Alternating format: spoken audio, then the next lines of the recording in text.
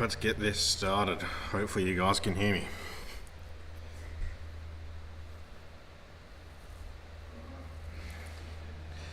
Alright, on my test screen I can hear it, so I'm going to go turn that volume down and start typing some comments and we can reply.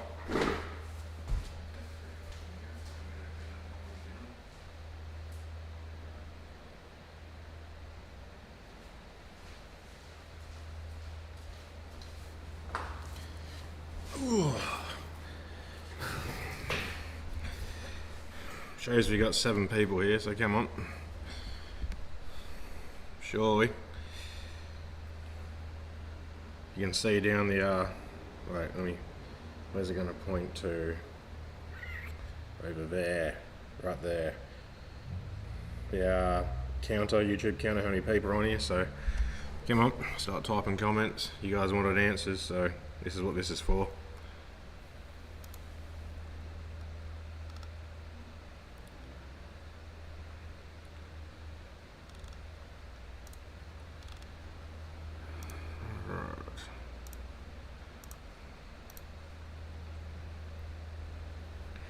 I've got it set up, the comments should come up on the screen as well, hopefully.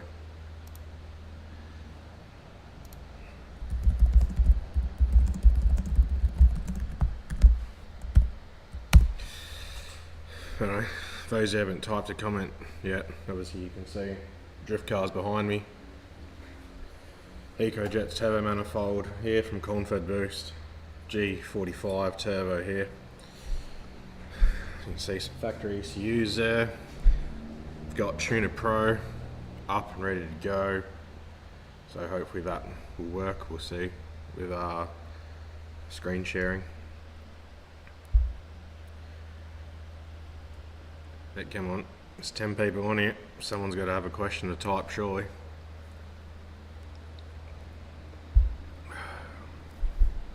Otherwise it's going to be a boring stream.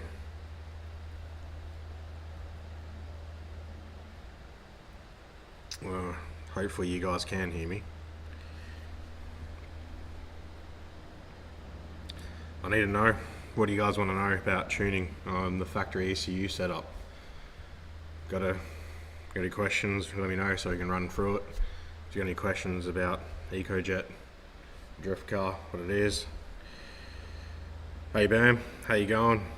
Cheers for writing a comment, you're the first one to get it going, which is good. Hopefully that pops up on the screen, which I think I can see it, which is good. Might move that up to like there. There we go. I think things are a bit delayed coming through from where I am live. Apologise if you can hear cars driving by as well.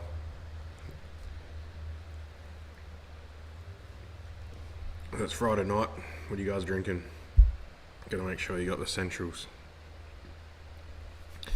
Right, Bam, you're in on it. Write a comment so far. Fire away. What questions have you got?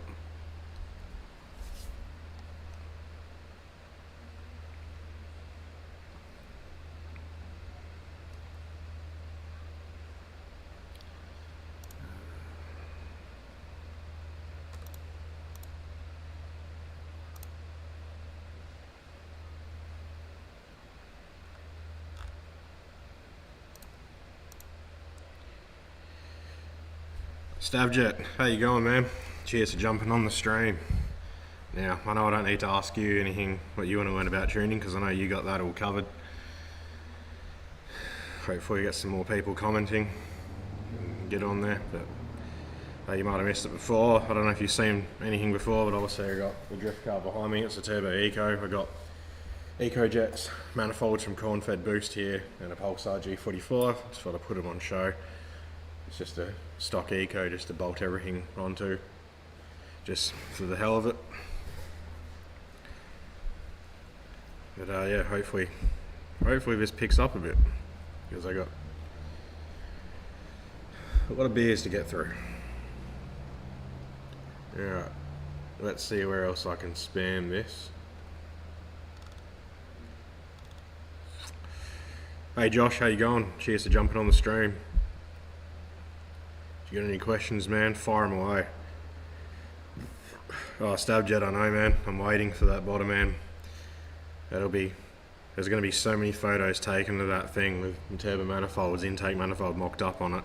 It's going to look so good with those alley heads. But just playing the waiting game.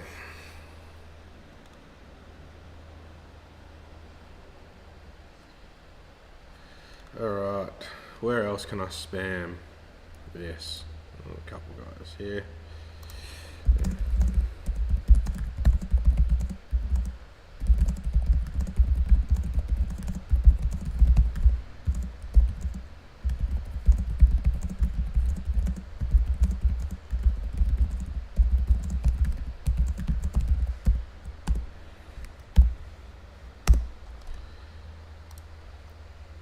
Alright.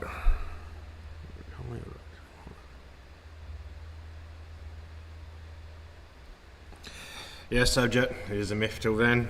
Alright, and bam. So for people who can't see the comments or whatever it is, them asked you'd like to know about tuning the transmission, what parameters and how to make it shift harder, and for pressure table. So let's try this quickly. We'll see if it works. It's either going to show the correct screen or the incorrect screen.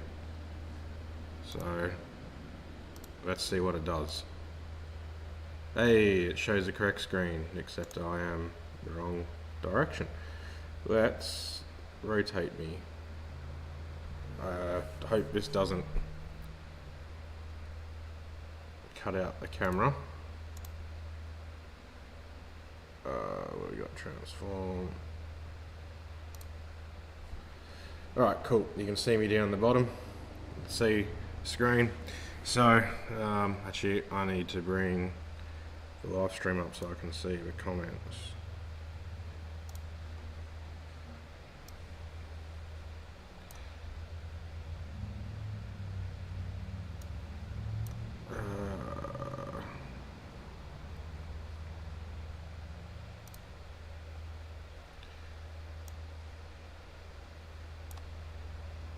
Okay, cool. Alright, we're back.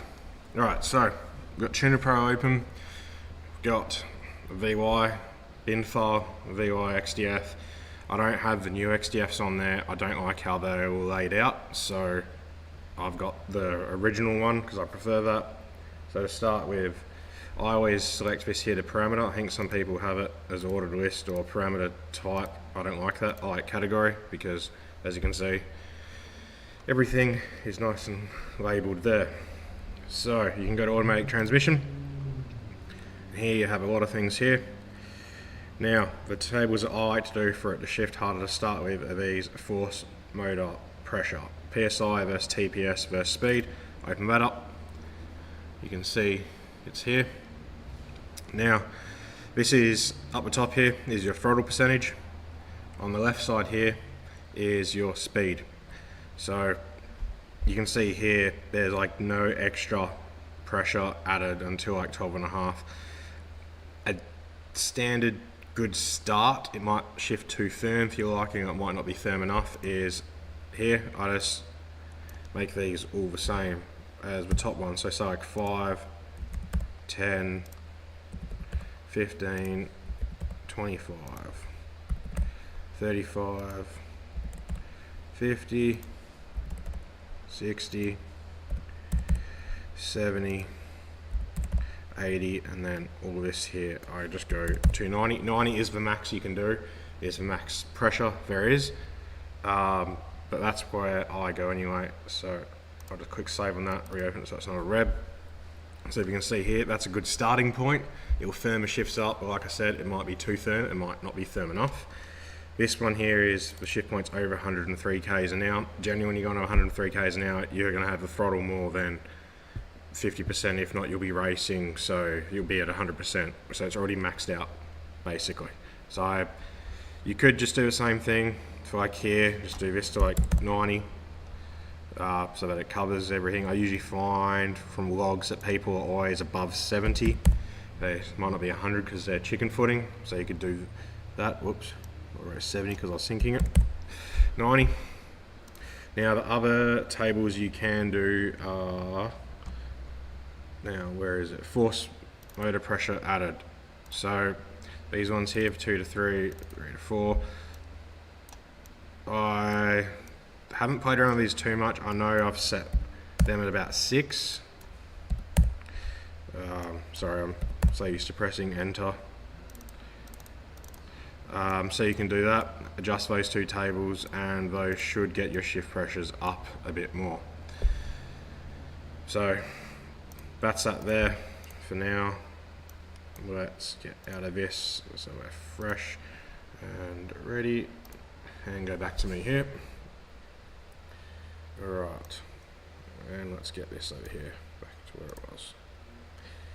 So bam, hopefully that helps with some automatic stuff there. Oh, this is on top chat, live chat. Alright, cool. So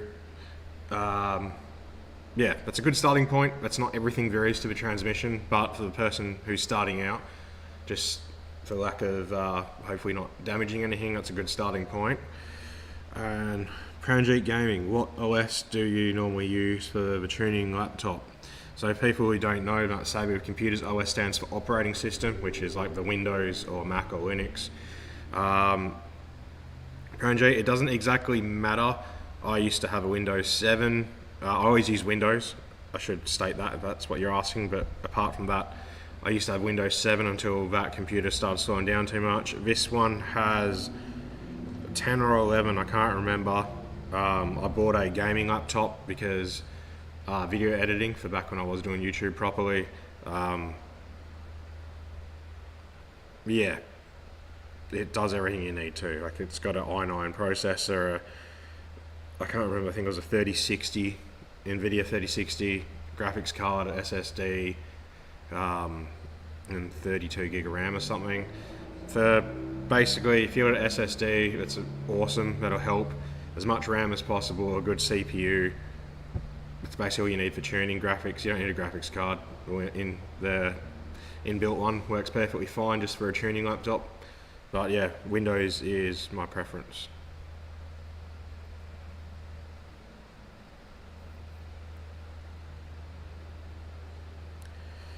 Hey Inglis, oh Clint, it's back to front. You can do it on the bench, man. You don't need it in the car running. I can set it as that. In yours, well, I guess in your Gemini, it's got a trans controller, so that's all preset. I think it goes to max line pressure at 90. In your VY, that could be done off the bench or in the car, either one.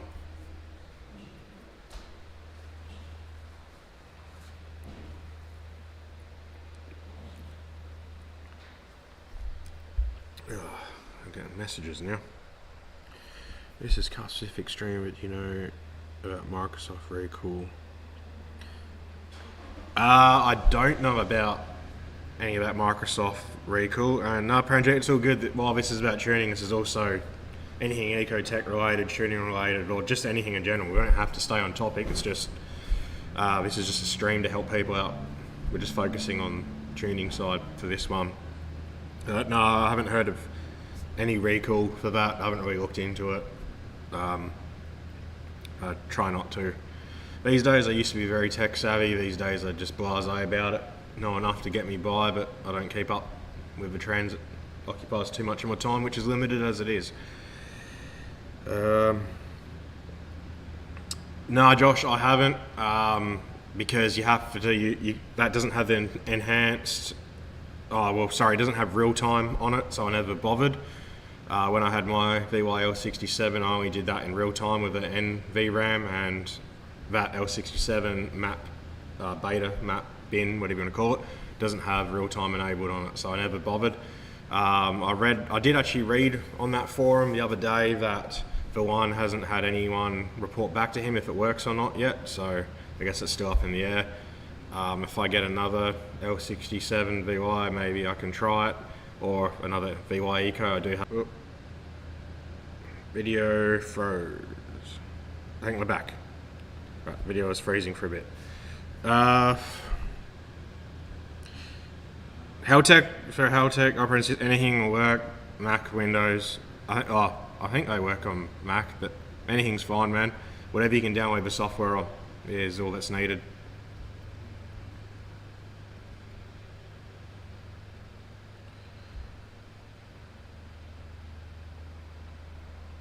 I personally haven't, Bam, so I don't know if people can see the comments. He asked if I've ever got 1,000 horsepower.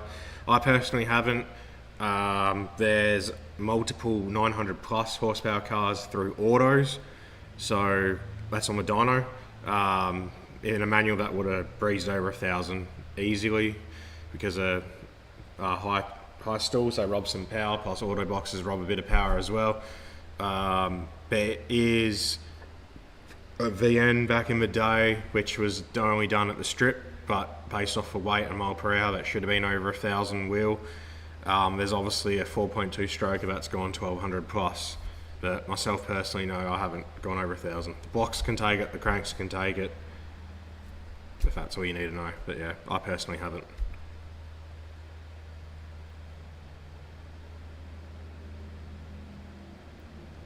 All the new definitions are what some people have compiled together themselves. So the VS Commodore bin had a lot more things defined in the XDF for it. So what a lot of people have done as they have moved that over from the VS and made it work with the VYs using the correct addresses. I didn't like the layout on it personally. That's why I don't bother using it. I like the layout, but no, because I've tuned so many cars now that it's just second nature to me. So yeah, but there's some, I did notice that there's a lot of things on there that don't have things that are named properly, but if you do hover the mouse over it, there is a description little box that comes up that kind of describes it. I'm still not a fan of it though, but yeah, I haven't looked into it too much yet though.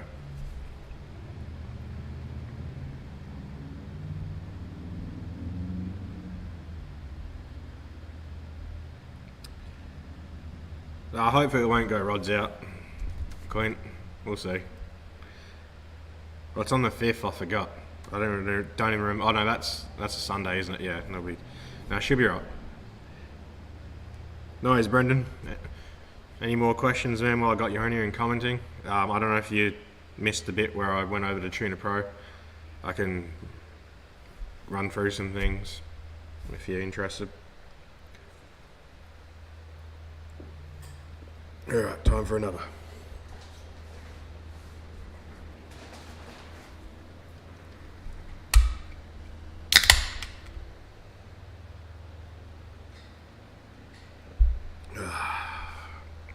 Nothing better than a freshie. Oh, sorry, just kicked you guys. Yeah. Oh well, is what it is. Alright, that's what I was doing. Had a message.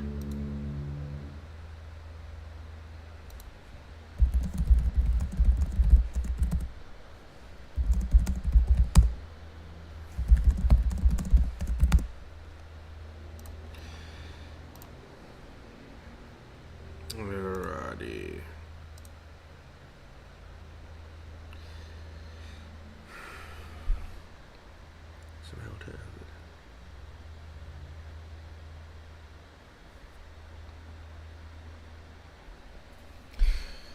Yeah, Pranjit, so some ECUs you can keep the factory gauges. The only thing that you won't, well, there's two ways to go about it. You can piggyback an ECU in and then you'll keep everything factory that works. If you go full standalone, you'll lose the coolant temp gauge unless you're in a VS Commodore. You'll lose coolant temp gauge because that goes through the BCM as well. Goes through the factory ECU to the BCM, then to the dash. And you'll lose aircon control. You'll have to wire the compressor to you have to install a switch for that because that goes through the comms network as well, and obviously through the ECU because you command aircon to turn on. It goes to the pressure sensor, it sees if there's enough pressure, and then if it comes back saying there is, then it will send an output to the relay to turn the compressor on. But yeah, you can. I know with the Link Fury, I kept all the factory dash apart from coolant temp. The Ecotec 2500, I believe, can. Can't remember about the 750. It might not have enough outputs. I can't comment for other ECUs because I've only tuned what people brought to me. I haven't wired or set them up myself.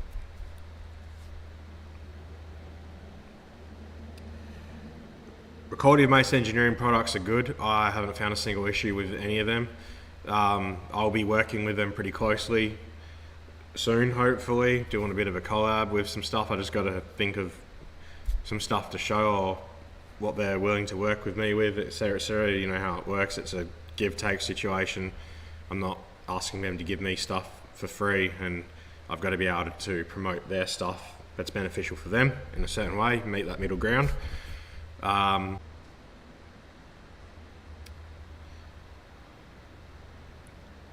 I just saw that it froze. Hopefully you guys caught all that.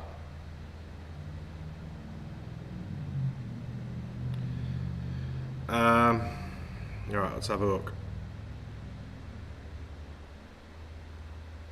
Yeah, Bam, I've tuned multiple Mace Stage 2 cams. Oh god, I'm looking at my test screen and it's really juddery. Hopefully it's not that bad for you guys. Look at my page, RK Garage Performance and Electrical. You'll see multiple Mace Stage 2 cams on there. They all end up around the 220 to 230 horsepower mark with a full exhaust.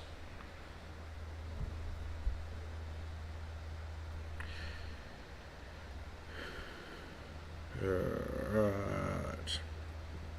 Sorry, just catching up on a couple comments here. Hey Kev Spec, I've seen you a lot on PCM hacking. Cheers for confirming that the beta map doesn't work at the moment. That's good to know. Right, so Josh, if a VT-VX VY Commodore turbo comes in, well for starters they're completely different ECUs. VT is only Memcal only. VX VY are flash based unless we're an L67, then it'll be Memcal. Well, I guess where I'd start would be I'd set my open loop fueling table, I can't remember if I set the PE enrichment table to the target where I wanted at. And then I go set my timing table, I set my limiter, I set thermofans as a base map, run it up as is without touching anything. Obviously I own a dyno, so I do it on there with wideband input that I can see. As soon as I start to see it learn, I get out from that point, I verify, correlate it where it is between the dyno data and the ECU data, and then I start going to the injector multiplier table and adding fuel in as needed.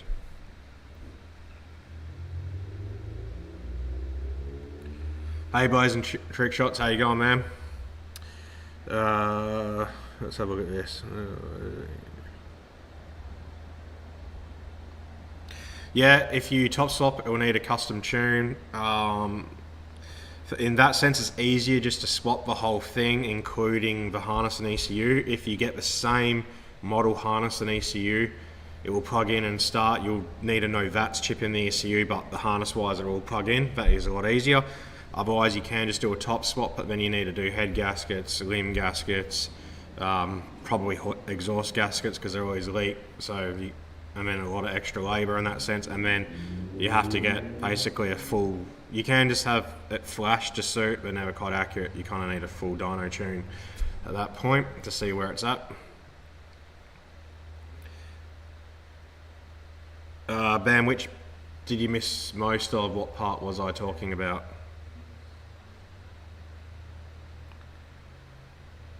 The stream's still smooth, right? That's good. It must just be my old TV that's in the garage. It's not keeping up. My laptop, I've got it up on the laptop so I can read the chat. That looks smooth-ish. TV's struggling, so we'll see what it is.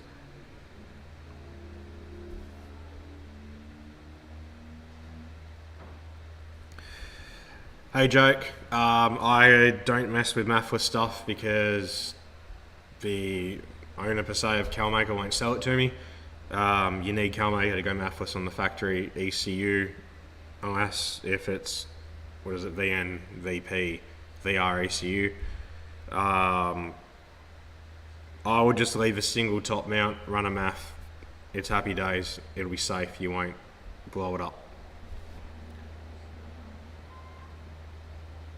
Yeah, I was just saying I'll be working with Mace. Got to figure out a beneficial sweet spot. Obviously, I don't want parts for free because that's money they're losing, and then they obviously wouldn't want to give me parts for free because they need a return as such. So we need to find that happy medium. But it's in the works. I'm talking to the owner, Steve himself, and yeah, he wants to work with me. Just got to find that happy medium with what we can do.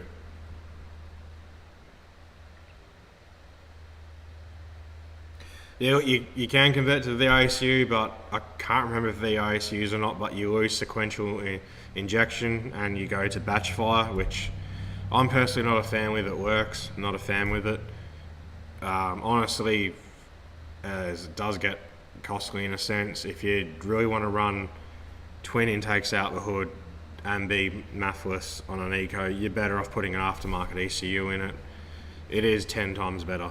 Well, not even, it's 100 times better all around. Either that or find a Cal maker tuner and take it to them. That's my personal opinion though.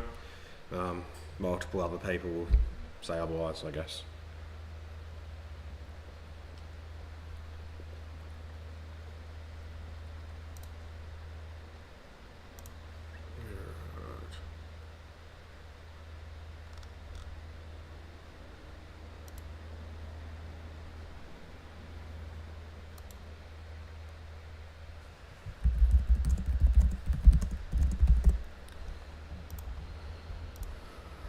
Sorry, just going to reply to some.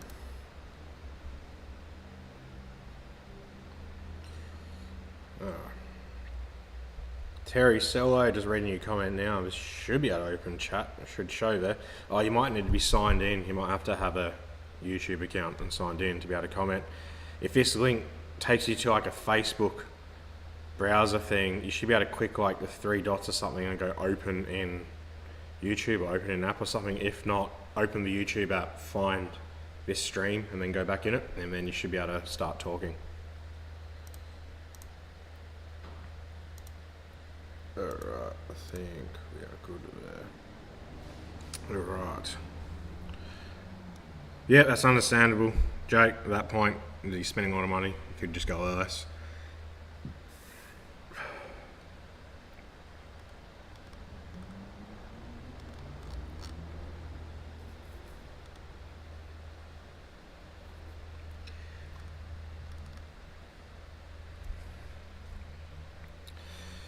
Oh, well, there's not too many people replying. We got 15 people on here, but would you guys all want to tune in if I did a live stream like this, like a webinar live stream, when I'm on the dyno? I'd find a stock car. I'd try to find one with a memcal so I can NVRAM live tune. It will make things way quicker and easier. And we could run through everything, have a camera set up on the dyno screen, have screen share my laptop screen what I'm tuning, and have a camera on me obviously, and then we could go through it all on the dyno and you can see real world things, how it affects it. Is that something you guys would want to tune into, or it's not? Let me know.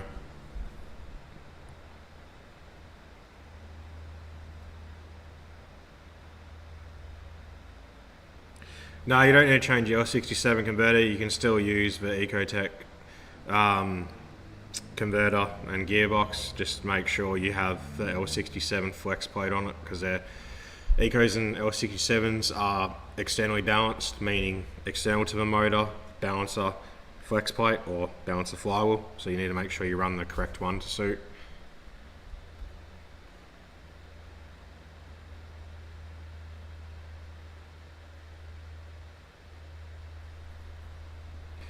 Hey Aussie Mitch, on a stock NA engine, you won't find a restriction, neither of that. That exhaust is way too big anyway for it, being 3-inch will be way too big. 3-inch intake is plenty big, neither that or the throttle body will be a restriction. Like, not even cam cars get a restriction on them. There's Sulpa Slebo effect, you think it's going quicker with that crap, but it's not.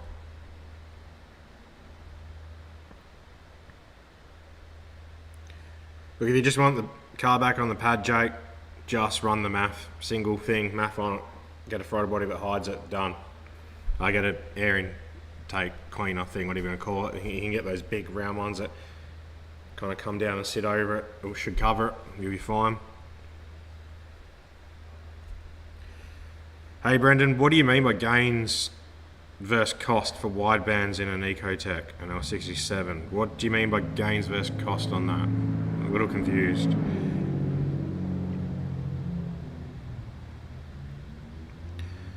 You know, well, I'd put a poll up on the Facebook groups about the timer to suit everyone the best, but yeah, you can always come back and rewatch it and you'll see. Actually, that's not a bad idea, Clint. The only problem with that, though, yours is flash based. I kind of want to do it on something that's memcal so I can do it all live. Otherwise, I got to stop, flash the ECU, plug it back in, and do it all over again. Whereas I can just keep the car on and just keep the thing rolling the whole time, especially being live.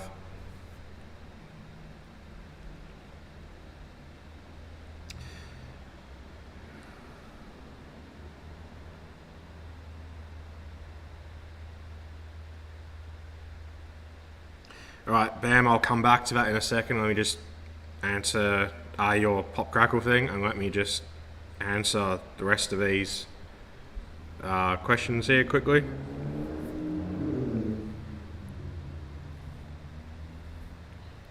And Josh, cheers for that. Are you WA? Also, I have a guy who's meant to be making me one, but he's been really busy, so I'm hoping that comes through quick, and then all my Ecotec tunes I do will be on an NV RAM. And then I'll just transfer that over to a flash-based tune and flash it in at the end.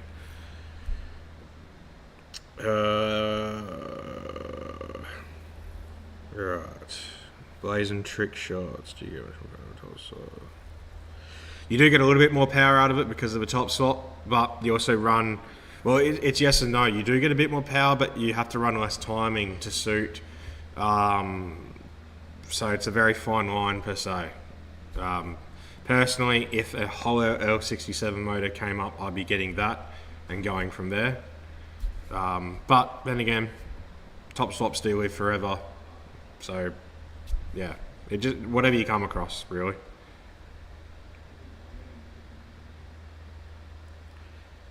Yeah, Brendan, I still don't understand. What do you mean pros versus cons of a wideband in there? It's nothing apart from just data logging. It has no effect on the tune, man. So there's no pros or cons in that sense. Nah, Bam, you're not. It's just, there's a lot of people actually commenting, which is great. I don't want to go across to a screen share thing and then I've got a thing like this, of comments to answer. So I'll just get through them and I'll jump across to it.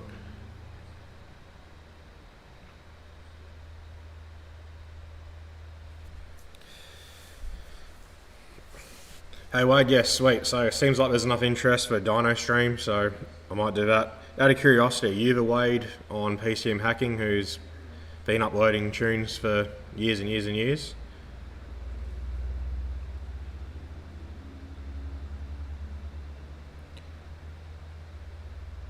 Killer Jake, I just keep it like that, how you're running it with the math, and just keep sending it. Brendan, no, you can't live tune on a flash ECU. You have only CalMaker can, and there's a special ECU that they use. They plug it into live tune, and then from there it gets flashed back onto yours. It's the only downside to a flash ECU. You can't live tune them.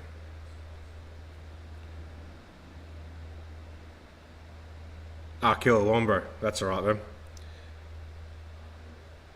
Oh wait, it's not you? Oh, I just saw the name and thought, this is cool. One of the OGs from PCM Hacking's jumped on the stream. Alright, so to go back to Bam's thing, let me just move this across here. I need to get the comments back up. Where is it? Top. Live.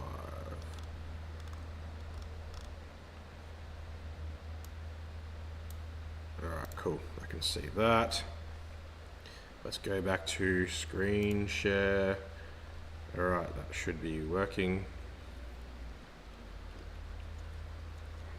Quick drink break. Alright, so you want to pop some crackle. Alright, so there's two ways to go about it. You can just adjust for timing and you'll get some, but you can make it absolutely hectic, but your fuel will go through the roof basically. So spark, open this, MGC high. Oh, why'd I do that? I usually just do the 50 and 100 MGC tables, so I usually stop it at like 1800 to 1600. Fill with value. To make it absolutely hectic, you can go negative 25 and do the same here. Negative 25, and then also across to here. Hopefully you guys can see the mouse. Minimum spark advance, it's set to 19.9. I max that out at 25.5. Save that, save that. That'll get you some pop and crackle. If you want it to be absolutely hectic, though, you come to DFCO, which I can't remember what the D is. I can't be bothered trying to search it up. It's the fuel cut off where decel fuel cut off. There you go. So basically, as you lift your foot off the throttle, it cuts fuel to save fuel. There's no point putting fuel through the motor when you're trying to come to a stop or slow down. It's just a waste of fuel. But anyway, so this here is saying if RPM is under, don't enable, max that out. And then if RPM is under this, it's saying disable it. Same thing, max it out. You can do another thing like if coolant is under this, it won't turn on, max that out. And this is saying if speed is under this, it won't turn the fuel cut on, max it out. That way it's still dumping fuel in, retarded timing. The spark will happen inside the exhaust, so to speak, is the best way to explain it. That will get you some hectic pops and crackle. So anyone who's paying 100, 150, 200, whatever it is, those TikTok tuners are charging, that is all that they're changing. And it sounds like absolute crap. But anyway, there you go. Josh, no, the pop and crackles would not help spool a turbo because it's on decel. There's different ways you can approach spooling a turbo. That's getting a little bit more in depth. I won't do that for this stream, maybe another time. Maybe if I get one on the dyno and go over that. But yeah, but anyway, I'm gonna go back to this screen here. Now that we got that over and done with. Alright, let's catch up with the rest of it. What about the fuel? When you're saying you're going to ask about the fuel, do you mean what I was on about, saying how it uses more?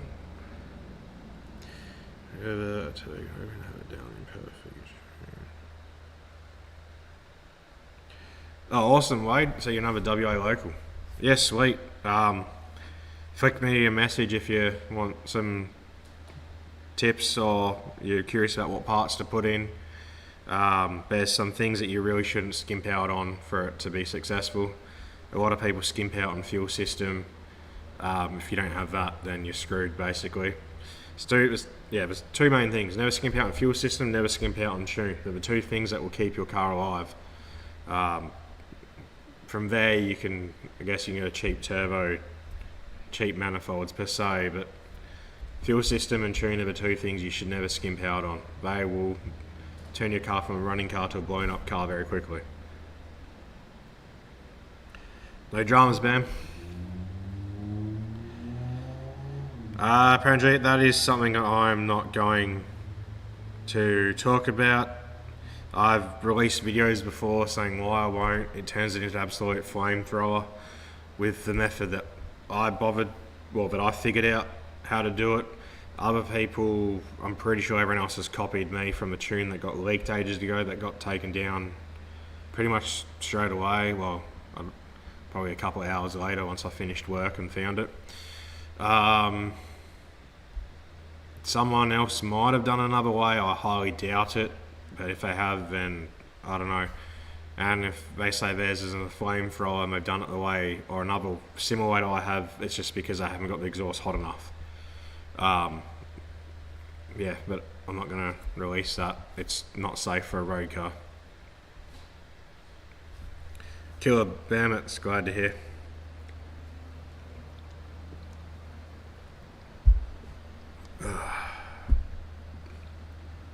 Alrighty.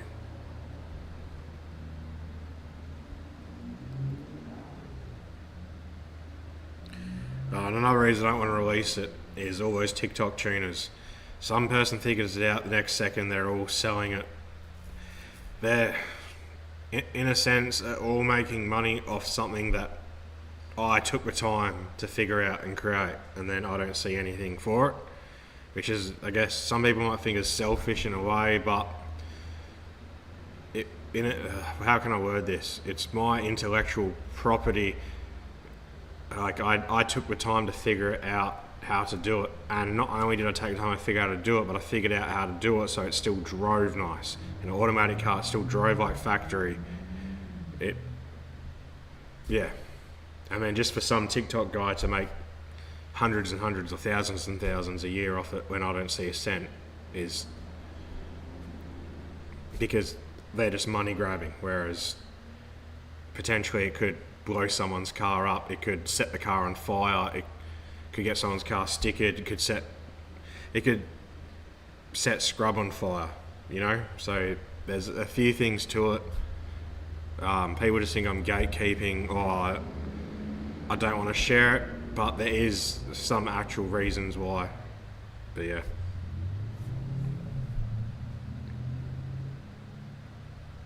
Oh, I know that feeling, man. Life always gets in the way. And especially as the price of living goes up, things always slow down. Like, that's why I've done like no YouTube videos lately. Price of living has gone up.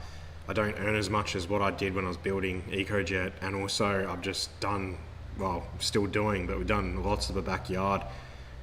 I think on my latest video I showed what we've done, you know, is, God knows, tens of thousands of dollars of concrete, a massive shed, patio, there's some garden stuff as well. It adds up and adds up.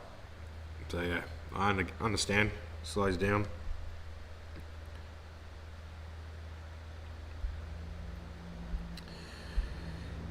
For a fuel system, so it depends. The fuel system needs to be catered around the setup and the end goals.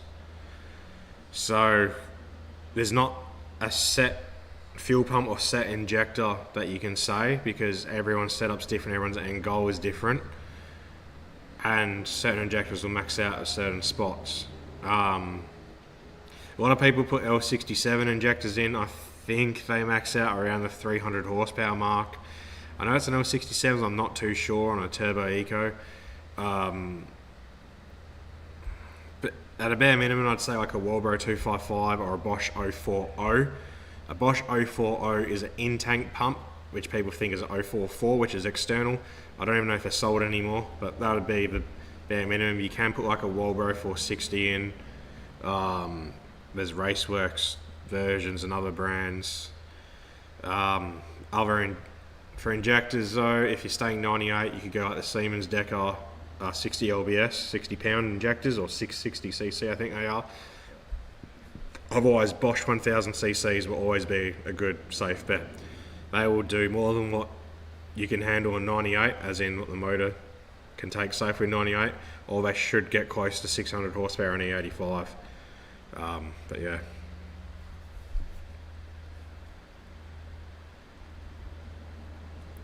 Alright, oh, better read these comments that are coming in.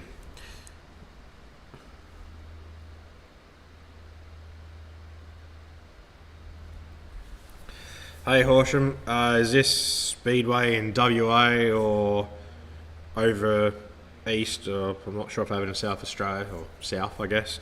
Are you class limited to what you can use? I know a lot of guys, they use the VN ECU and they put a switch with a resistor, I think it is, on the coolant temp to change the fueling. That's how they get around it.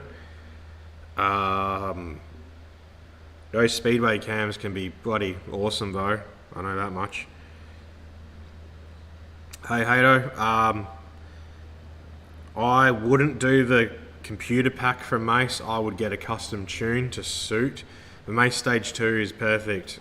The idle you can make lumpy, they still make good power. On my dyno they make 220 to 230 horsepower with a full exhaust.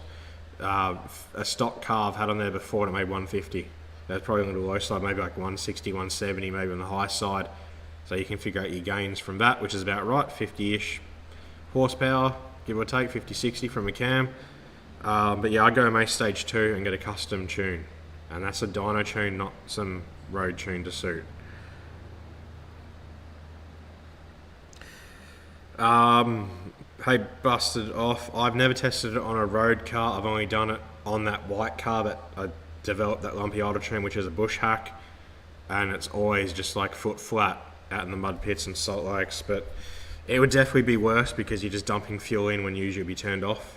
But I can't say specifically because I haven't tried.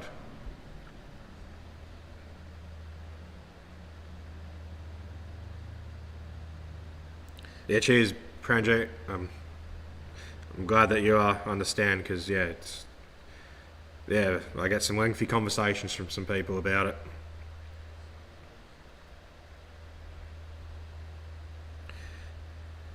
Yeah, that sounds about right, Wade. Let me guess, it was for that price. It was. I'm guessing it was well over 100 square meters.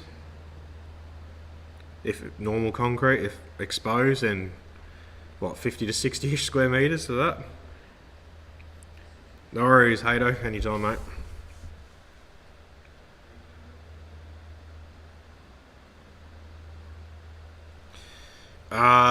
Pranjay, if you figured it out and you're using fueling, it will use more fuel. If you figured it out not using fueling, then it won't. It's like as logical as that. If you're using fueling to do it, it will use more fuel. If you're not using fueling, then it won't. It's the best way I can answer that, really, from your question.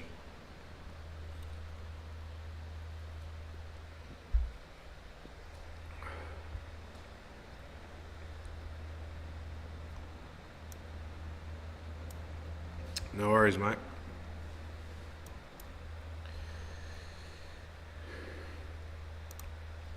Alright.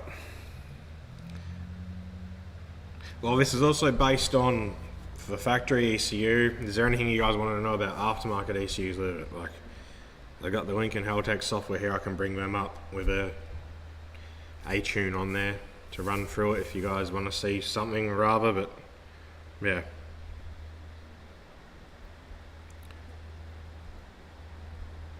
There you go, 127 square meters. Yeah, it's bloody costly. Pranjit, what software for Tuna Pro, and what do you want to understand? I can bring it up on the screen share, move the chat across to the second monitor so I can still read, but I need to know what you want to see, otherwise I'm just pointing at random things. Let's do that.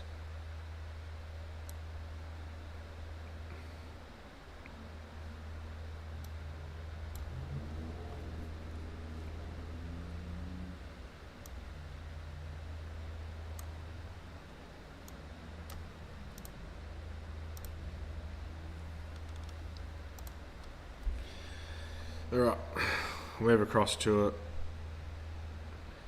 Man, everything's very broad. I did go over the trans quickly, but I can go over it again, so I'll change it to this screen. Alright, so this is the VY, V6, NA ECU, bin file, the XDF. This is the old one, it's not the new one that just got updated because I don't like how it is.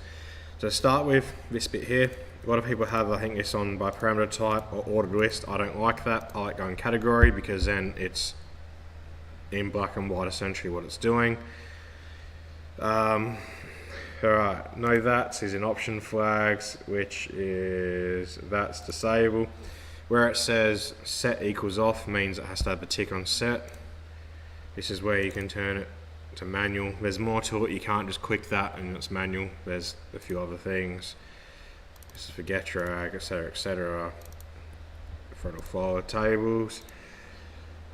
Here, the base injector rate is where you can change the data for the injector size.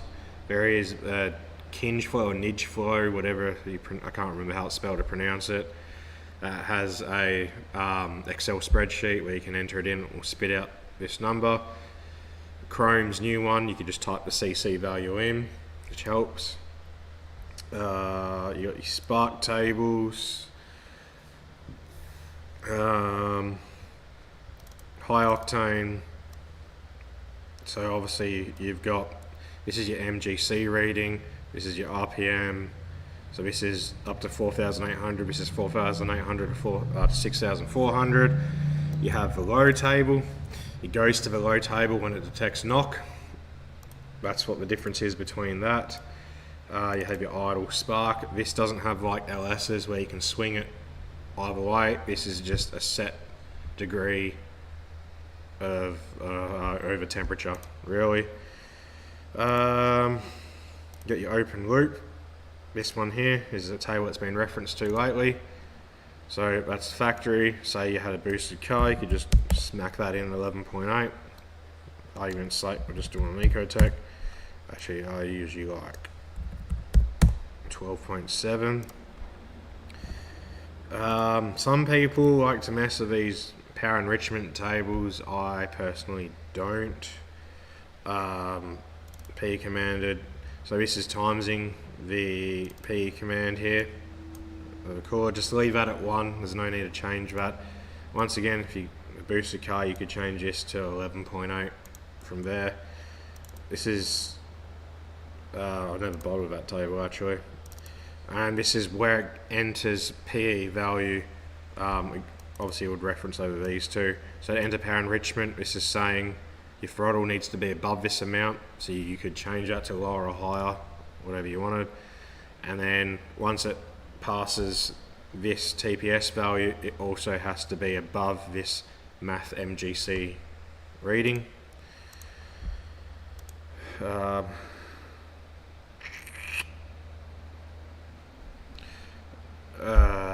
Sorry, just looking at the comments, making sure I'm not missing anything new.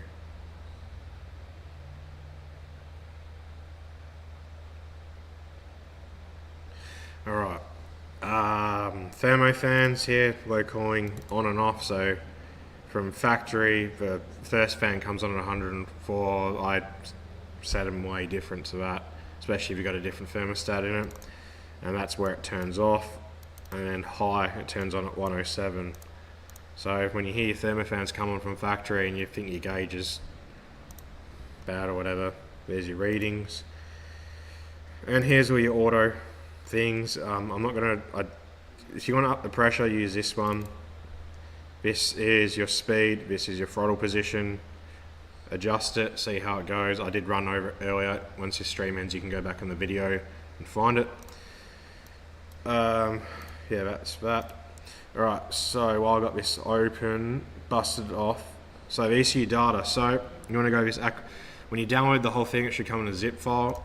This is where you load the definition. Once you load the correct one, it will come up here as ADX. And this is one that I've set up so that for auto cars I can command third gear in the dyno so that it won't shift out of third gear. And this is with my log set up. So if you want to see like the dash thing on there, it's this round thing here. It says show data dash. You click on that, and as you can see, it has all the data there. I think this for some reason is cut off. Yeah, let's change this so it fits. God damn, this screen's big.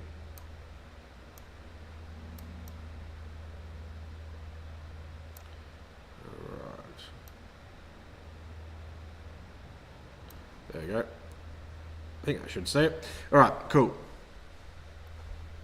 Where's the mouse? There, here. So you can see all the data here, and you also have a transmission dash here, which is handy. You can see what your selector's in. You can see the, where is it? The commander gear. I can't find it. Anyway, you see what your power econ button's in. You can see what's the torque converter. If it's on, you can see your shift solenoids. I could have swore it had commander gear. Maybe it was the L67 stuff. Or I'm just blind. And then if you want to go to the logging thing, you can have data monitors, which, oh, look at that. I have a data log up here from, would have been on the dyno. Or actually, no, it wasn't. Alright, let's close that log file. Let's load a log file. No, wrong one. Right. Let's have a look at.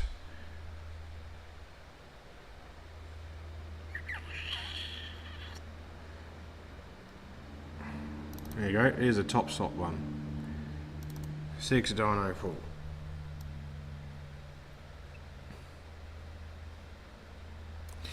So you can see I set up logging to see on the dyno. This blue line is the MGC, which you can reference to that. So say for example you want to go to injector multiplier, which is here. I believe if you click this on, no, sorry, if you click this, it should show you where you are. So as you're going on the log, you can see there, it shows you exactly where you are on the table. You can see the gold line is the target. You've got the timing numbers, RPM, I've got wheel speed down here to correlate it to the dyno, etc, etc. Let's get out of that before people focus on timing numbers. But yeah, so we got that there. Let's bring this back to here. You guys can see yourselves. And we'll go back to this screen. Alrighty. Hopefully that clarifies busted some of that stuff. Right, let's have a look. What have I missed?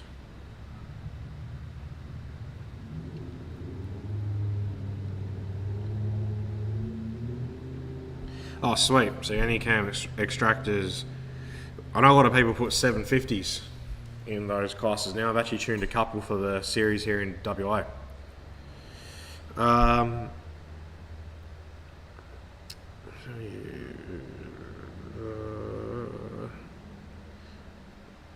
Alright, let's find your original question because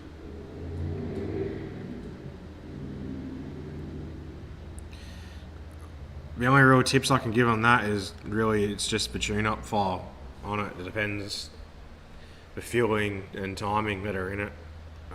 It's too hard to say without seeing it. Pulsar turbo and drift car, it's good. Obviously it's a little bit laggier because I went from a 0.63 rear housing to a 0.82 or 0.84, whatever it is. It's a little bit laggier, but now that I've got a T56 in it, I'm not afraid of clutch kick, so it kind of, you know, circle of life situation. But yeah, it's great. Can't complain. Wish I was sponsored by them. So Pulsar, hit me up. One turbo there, one turbo there. Too easy, Wade. I'll look forward to seeing that message come through and we can go from there. Alright, Ecotec as well. Roger. Let me get that bad boy open.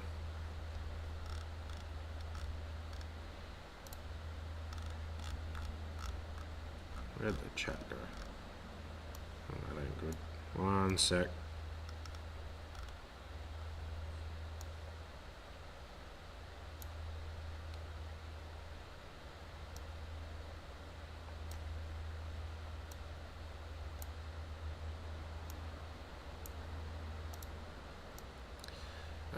Lost the chat.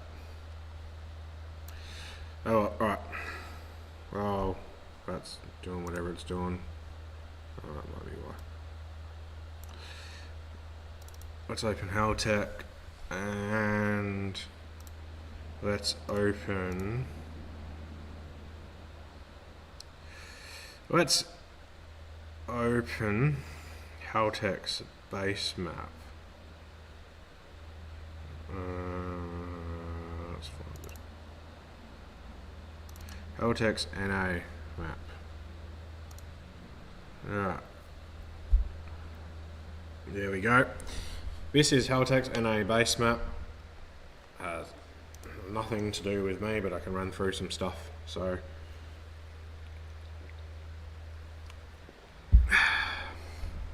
it's got part of my layout here. So you have a fuel table, way easier because it's got a map sensor, you know, and obviously you can go off data real time. You also have timing. This data here is way less than what it is on Tuna Pro, so don't even think about copying this. This is actually just a startup map. This here is your cranking timing. You have cranking fuel, percentage to add to get it to start. Yeah, limiter, boost, cut, ignition bypasses to do with the DFI. There's a lot more to it. Obviously, you can add a wideband to it.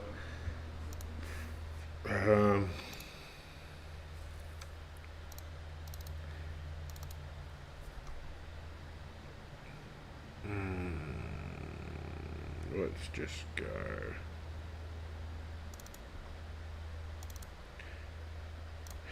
Alright, this is top swapped air to air.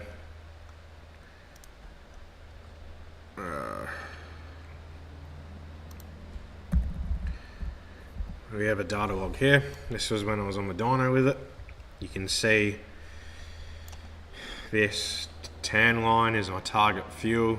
Yellow is the actual, so this is what you can do. You can actually run it across, you can see how close I got the fueling. Obviously I had more runs after to verify, but the other handy thing is you can go across to here, fuel tuning, and using this down here, you can go across the log, you can see where it is, you can see we're at 11.5 AFR, 11.4, 11.6, 11.8, so say for example, where it was here at like 11.4, you know, in this cell here, you need to take some fuel out. It's just handy. Otherwise, you could just literally look at it here and you could be like, all right, 7.5 pounds of boost at 3,600. So then you just go 3,500 table, 7.5 is closer to here. You know, it's that cell. Or to go for a different one, so it's not like that. Let's go off this here. At 6.1. 9 pounds of boost. Right, so actually let's go to this here. So 2.7, 6 pounds of boost, click that so it's out of the way. So you would find 2.7, whatever it was, 6 pounds of boost, which is here. You know, this table here, you need to take some fuel out. That's the gist of the Ecotec. Like, I could go very in depth, but a lot of people don't need to know this, so I won't exactly go over it too much. Yeah, right, let's get this back. Hopefully I get my chat back. There we go.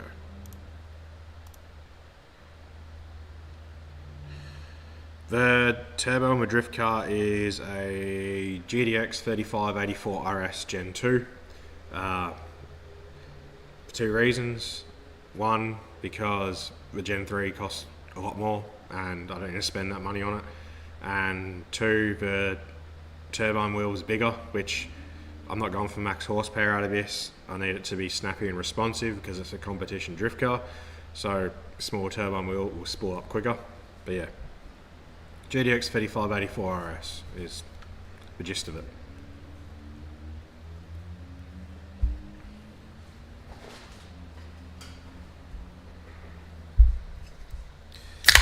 Alright, what other questions have we got?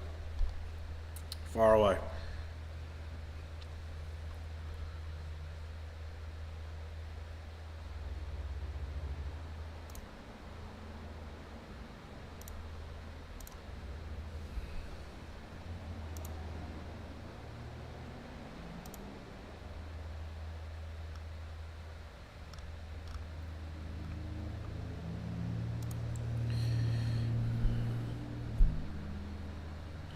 Yeah, you can change your octane table as well. I always do, just set them the same.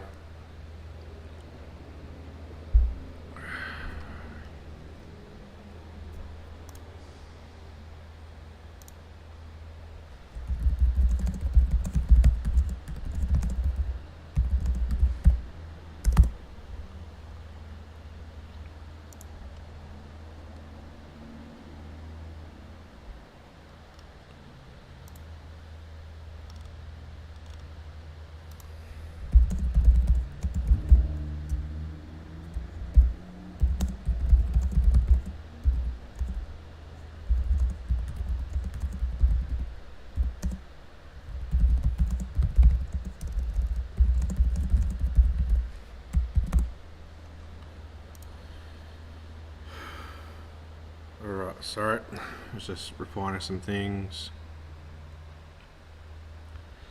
At the very least, dot to dot it, you should be degreeing it. I'm pretty sure the most cams are set for dot to dot, but there is some difference in variables in the blocks and the timing gear sets, but you should always dial in every single camshaft you do, but if you do set it to dot, you'll be fine, is the best way I can put it, I guess. Ecotec Hub, how you going, mate? Bloody trying to steal my name. Yeah, Nitro L, I actually have, let's see if his second camera still works. I have a camera set up on that toolbox to aim at the drift car. We get a better, oh, it's got a turbo blanket on, but let's have a look. Yeah, there we go. Look at that. Okay, now it's lagging for me. There we go. Yeah, you can't really tell. Oh wait, that volume's on, do it. Yeah, you can't really tell from that because of the turbo blanket, but yeah, small rear housing for turbo car, so it lights up quick.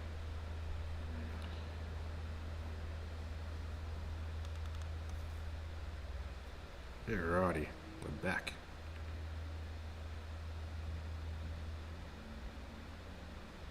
The annoying E36 guy. I know exactly who you are.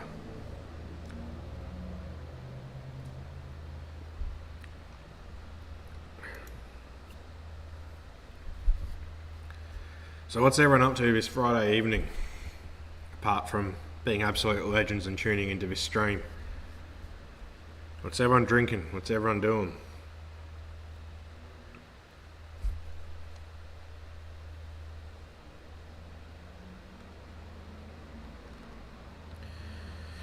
I had a good run on YouTube. I think I did 3 years straight of constant uploads. I got at least 1,000 subs a year, and then this year I just took it off. I think a bit of last year I did too. I think I still gained close to 500 subs this year, which is pretty insane considering I've done like no videos, but I'd love to get to 10k, but that's going to be a struggle. But obviously once I get the stroker motor, that'll be going. I'll be hopefully filming some videos on that part of, instead of just smashing it out, getting it done. Obviously once I start racing, it will be videos, but possibly this, well, I'll say this, it's next year, even though that's only in like 11 days or something, but this next drift season, hopefully, I might set the GoPros up, film every round. This year I just wanted to kind of concentrate on my driving, which I sucked. And I was way too scared with the get drag in it. I didn't drive how I should. I have a sim now.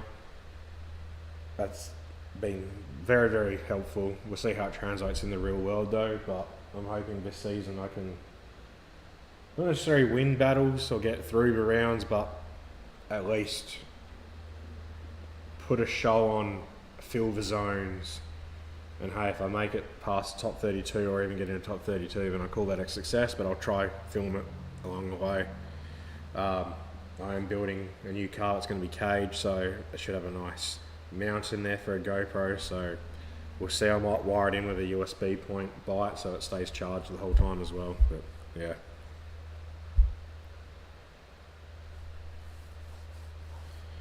F31 Leopard, I have no idea what that is, man, but sanding it back sounds horrible. That sounds like a horrible Friday evening. Oh yeah, you can see that camera that's engine bay shot. 2 magnets taped up for when I put it on the ceiling to hold something. Oh, to find where the studs are, that's what it was. Oh, Colin, what is this? You join the stream and you delete your message.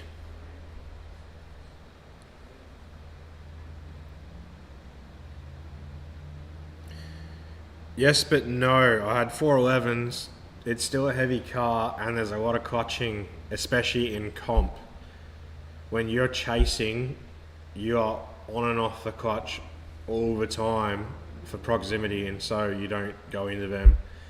Also for initiations, if you grip the car up as well, yeah, it just wasn't worth it. I just wanted to drive this season and not have to worry about fixing something like that, even though I had to fix quite a fair few things, but changing gearbox is something I didn't want to do.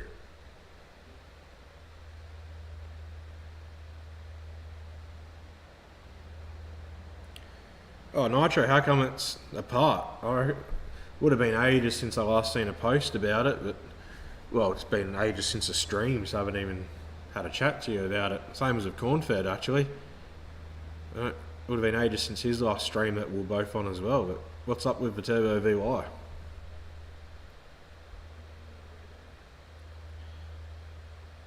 Brody Thorpe, what is the best cam for idle? Well, man, stock, obviously. Haven't you seen the Ghost idle tunes out there? Stock is king.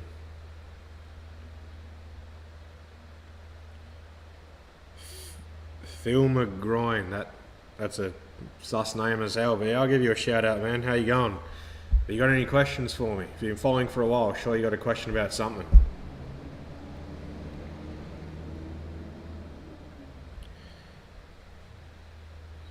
Jesus, EcoJet Hub. I think I've clutched third twice when I had to, and I've initiated like 3 times by clutch kick because I had to, and it scared the hell out of me. I'm just, you know what's bad, even though it's T56 now, I'm still scared to clutch it. The last event I did, I don't think I ever clutch kicked. I just weight transferred. It wasn't a comp, it was a fun day, so it wasn't really tandems as such. But I just weight transferred and sent it. But we'll see this next year. I just gotta have to just, if I drive like I do on the sim where I'm constantly clutching to suit, if I just get in that mindset, I'll be right, but I should be good now.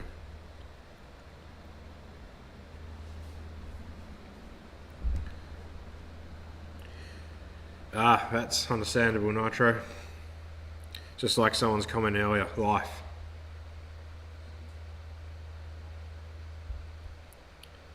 Hey, I was actually talking about you earlier, Brody. I did say I have someone making the patch loom for me that they've been too busy. That'd be killer, man. Be very much appreciated. I'm already getting booked out massively for the first few months, and a few of them will be flash ECU, so it'd be great to just be able to live tune it on the dyno, because it's a pain, man, having to do a run, read the data log, flash a new ECU, lean over in the passenger footwell, swap it out, start the car back up again, do another pull, especially for steady state, for drivability. When it's NVRAM and live tuner was so much better, you can just do it all live like it's an aftermarket ECU. It cuts the tune time in like half basically, so yeah. That'd be very much appreciated, man, but like I said multiple times to a few other people in the stream, well, I know life's busy, everyone's working more, everyone's got their own life, so no stress, man.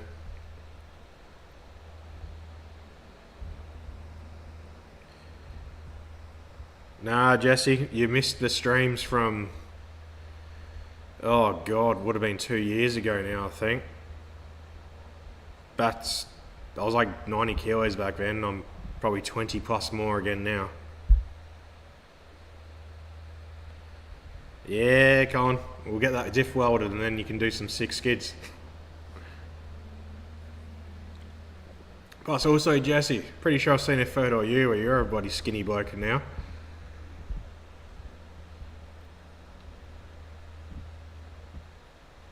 Oh yeah, forgot you got a line locker. Yeah, that'll help. And then we got to get it on the dyno as well. Just for our people out of a clue, Colin's my misso's brother. So, yeah. Oh, Jesse, I don't know, man. I'm kind of almost back to where I was. You were Phil Margin, Jesus Christ, man.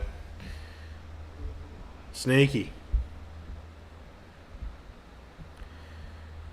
Ecotec Hub, I'm still out at the mines, man. I'm tuning on my weeks off. It's at the point where I'm getting booked out, but it's not enough that I could do it full time and still have play money. I could support myself on it and potentially pay my mortgage here, but I don't think I'd have any money for myself to do what I want, so it's not worth it just yet. Damn, man, that's a fair effort. If that's actually the first time when I lost it, that's what I lost. I lost 38 and I got down to 90, man. So literally like 2 years ago, when some streams around Christmas time, yeah, literally 2 years ago, Christmas time, it was around 90. That's awesome that you lost that, man. I needed to get back to it. Problem is, I started drinking again, changed company where the food is insanely good, started eating some more of it, and I changed from drinking strictly just beer to quite a fair bit of premix as well, some amount of sugar. So that just got me. So I try not to drink much anymore, but you know, for a live stream I have to. Yeah, where is Jake?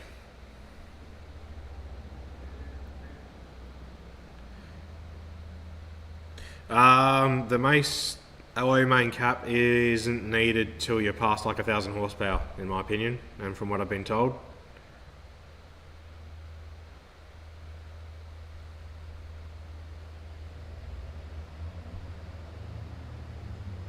Oh, his family can't get rid of him. Oh well. Hey, at least he's still around, that's the main thing.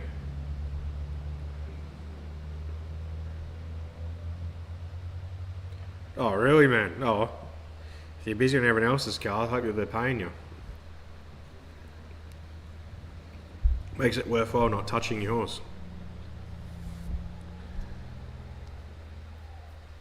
Now, I don't know if I like this YouTube counter that I added on here, because it shows how little people we have on here.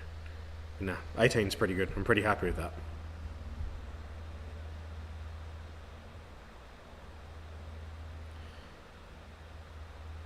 Yeah, man, that's literally back then, that's all I did. I just had dinner.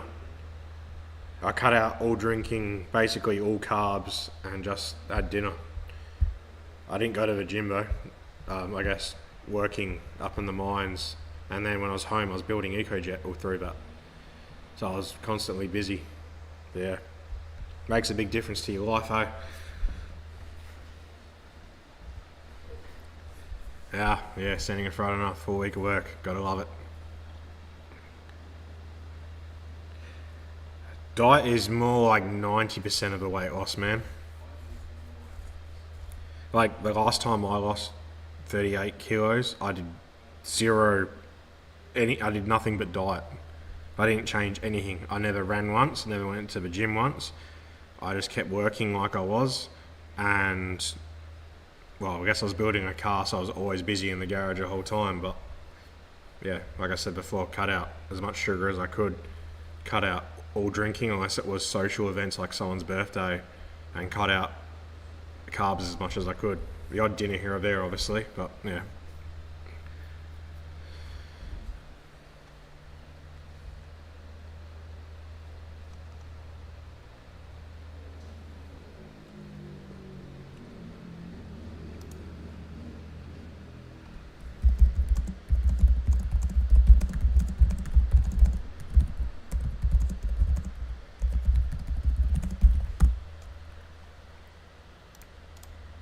Sorry, just replying to a comment.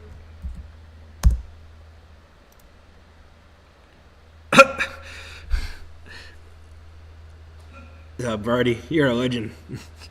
Sorry, I had to look close in there what that emoji thing is. Look at that. like an 8. Ironic thing is, he knows that's going straight back to him when I buy that patch harness off him. First super on her. I don't even know what that means. What is a super? I can put user in timeout, hide user on my channel. Interesting. Been so long since I live streamed, I forgot all about this. One interesting thing about YouTube now, you can't live stream direct from a computer. It only direct through a mobile, or it has to be through a third-party program, like what I'm using, so I can go to the different screens. Hey, Moto Vlogs, I'm guessing that's you, Brock. Jesus, Brody. You're cached, mate.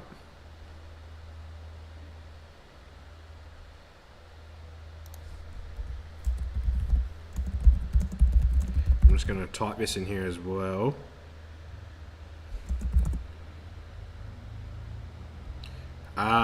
Brody, you're spending money. Maybe I shouldn't have said that, so you kept doing it. You could make me rich off one live stream. -6, so that'll be FPS 800.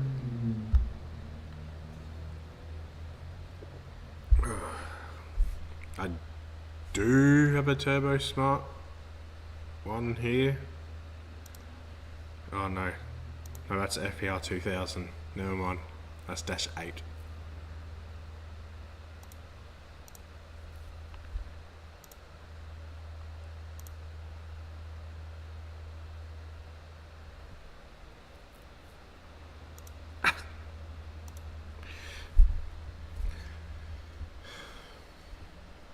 There'll be one point where I hope I'm going to do like an Australia tour, go catch up with all the YouTubers. I've got to wire Cornfed's car Ethel, so I know I've already got to go to Queensland. No idea where he is in Queensland. I don't even know Brisbane and Gold Coast are two different things. We're in two different areas, so don't ask me when it comes to that. But I'm not going to take anyone else's work in those states, but if people did need tunes, I was going to do that while I was there. But mainly just go around, catch up with people I've met over the internet, and potentially do like not a meet and greet, but like a car mate everyone can bring out their Turbo Ecos L67s and go from there. But Jesse should sponsor one of them.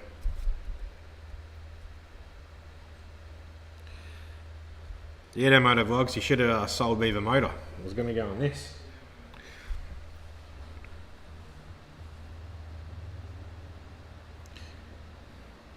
You can use Brady's bank card, not mine. There's nothing on it.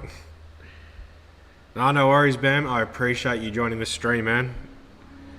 Yeah, it's only 6:24 here in WA, but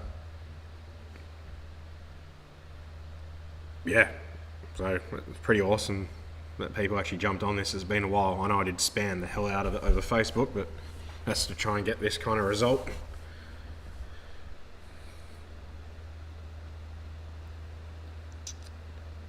Oh, he's in between the two. Jesus, so he drove a fair way then when he went to yours to that live stream.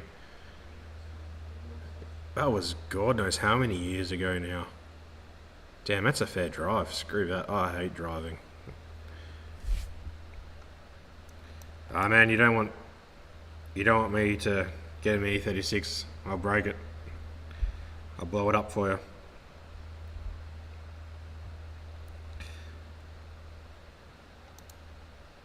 Oh, that's up to you, Jesse. I wasn't implying that, but if that's something you wanted to do, man, then that'd actually be kind of cool. But from you, though, I expect a lot more LSs and Ecotecs to be there. Your guys' cars that you go to Matsuri with are bloody awesome. That's what I was about. All right. So maybe I do get an E36, we find a dyno, we chuck it on there, and we make it so it doesn't blow up then. Or maybe I'll make it worse and make it blow up more. Who knows? Oh yeah, so you're 15 minutes from Cornfed and his... Oh really? Damn, that's close. Only half an hour away. Only 45, 55 minutes. Okay, that's not bad. That's actually closer than it is for me to go to the racetrack. Not the drag strip, but the racetrack. Another $50 L67 from work. Man, I'm jealous. Wanted to buy a 6-litre block. Well, I have one in the V, but it's not for sale. Sorry.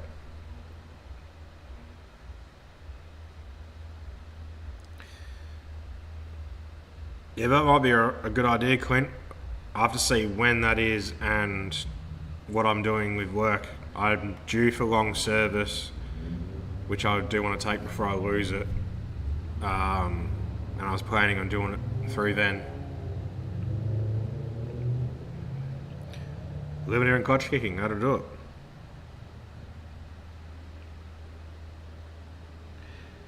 Moto vlogs, there's not many people here in Perth. I think mine, I can't remember if mine might be FPR 1200 or 2000.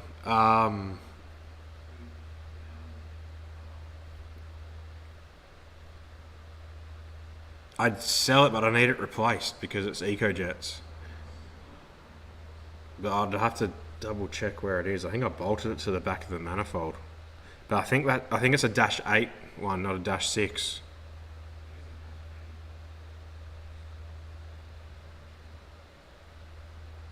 Couple of LY6s. Oh, come on, man. Why are you teasing us like that?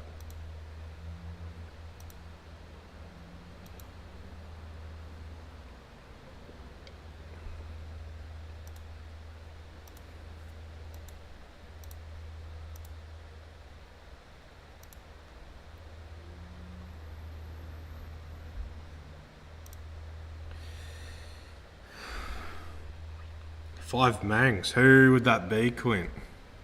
I mean, saying that if you go to Queensland, I do want to jump on a podcast with Winging It Motorsports. I'd love to have a chat with all those guys. Problem is, I think that podcast could go for hours and hours. What 6-litre is the EcoJet hub? Because there's multiple 6-litres VEs came with. Hour 55, yeah, screw that. Yeah, I'm pretty sure all LY6s are iron box nitro. Oh, there you go, Jesse said it. I think I'll be delayed compared to the chat.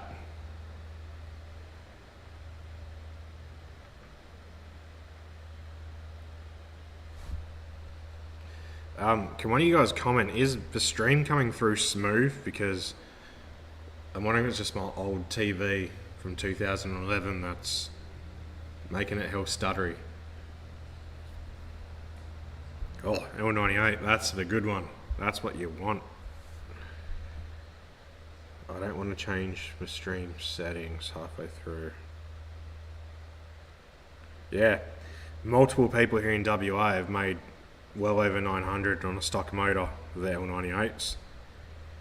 Well, I know one, I made the L67s, which is the same, but just have a DoD hardware. Stream's good? Alright, killer. It must just be my old ass TV. Because last time I was doing streams was on my old laptop, which I couldn't turn the specs of the stream up because the laptop would crap itself. So I turned them up for this one because it's a pretty good laptop. But killer, it's perfect, that's good.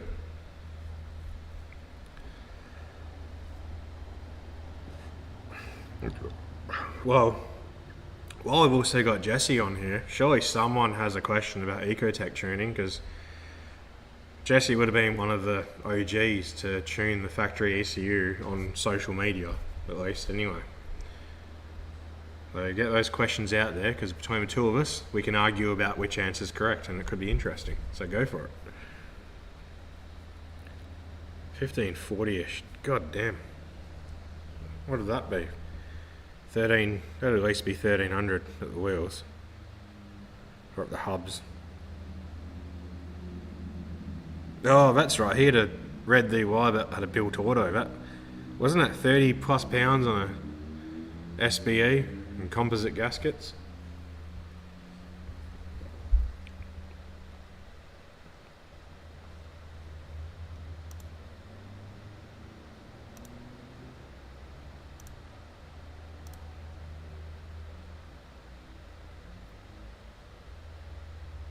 Oh god.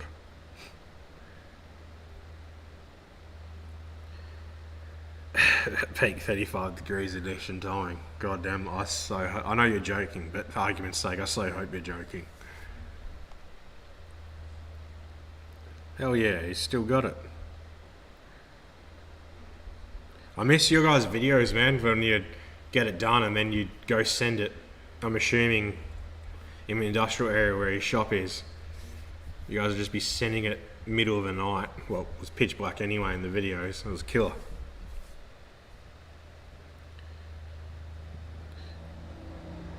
The 76mm turbo, is that the T76 on it?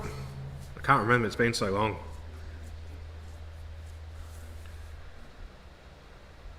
Lean is mean, so 9.5 AFR. That's rich, man.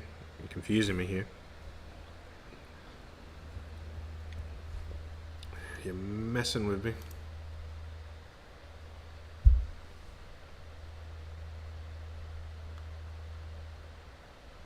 Ooh.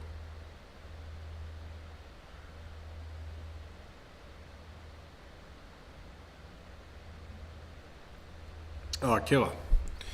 I'm interested to meet Russell. It'd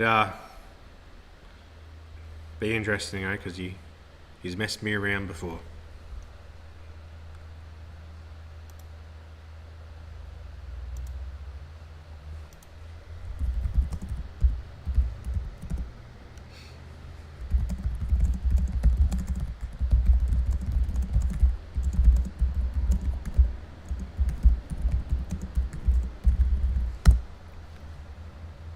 Sorry, replying to messages. Oh yeah, killer.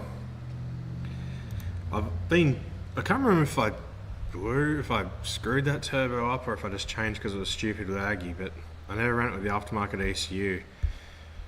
I'm curious to put it back on and see what it's like now with the link. Because I know you're saying it was not laggy at all, but I remember it, but it was factory ECU and I never dialed the tuning. It was just sent it at the track and the wideband showed it was good on boost, so I was just like, yeah, that'll do.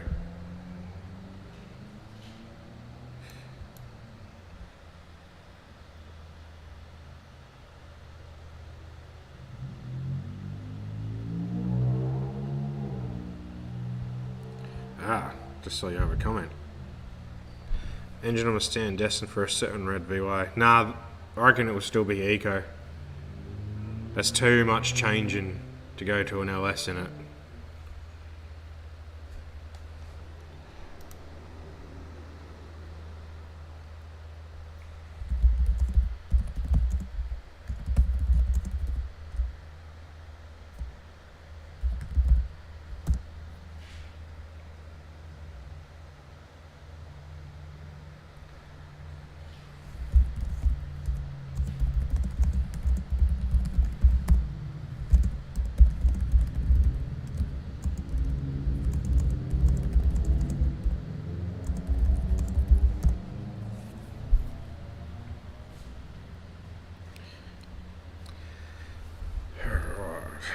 How long have we been going? An hour and a half. I'll definitely go for 2 hours, but questions keep going. I'll keep the stream going as long as the questions come in. Play through carby turbo Buick, Jesus.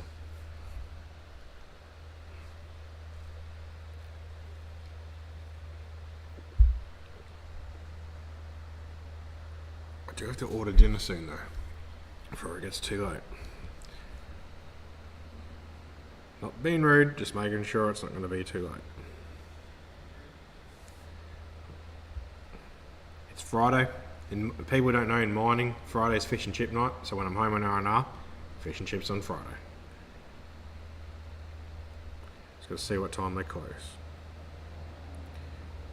8 PM. Alright, 7 o'clock I'll order it, and then if the stream hasn't ended by then, I'll end it when it gets here.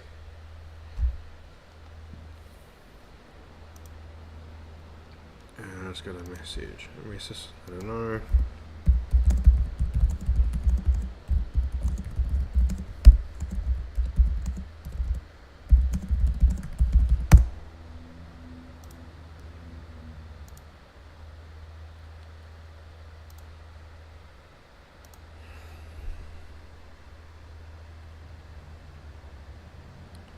Definitely a 6 sols killer. I'm keen to see what it will be, man. Please make at least a small video on it. Even if it's already done and then you just do a talking video like I've done lately. Just do a little video on it when it's done, because we need more Ecotec content out there just for viewing. You know, I've died off, Confed Boost has died off. If I'm forgetting another channel, well, obviously you haven't made videos as well, but if I haven't forgot anyone else, I'm sorry, but there's nothing going these days. One, because I don't get views because they're not a Barra, LS, JZ, etc., making 1 million horsepower, but we need some more videos out there.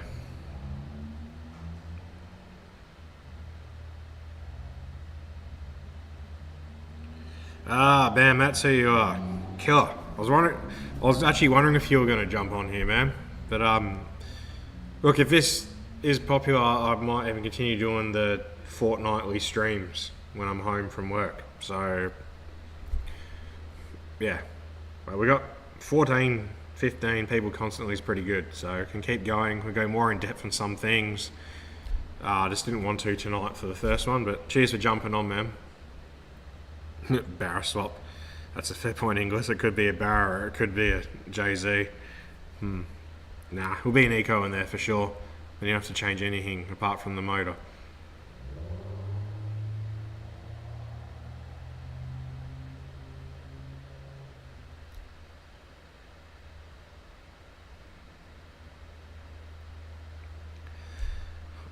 Yeah, boys, and that would be right. I'm personally not a fan of WHs. I'm just not a fan of the VT VX era. I don't like the dashes. The interior, VY for me is my favourite. I don't mind VE Series 1, Series 2 I'm not a fan of. The VF though is just the pinnacle for me. I wish I could have that, but I can't get rid of my VE, just can't. So VE Series 1 for me. Apart from that, VY.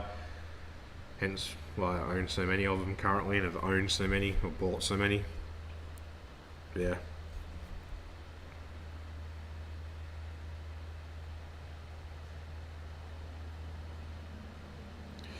Yeah, that's the thing, man. Editing, well, filming takes so long as well, but editing just takes ages. I remember back when I was building EcoJet, I was doing 3-in-1s mining.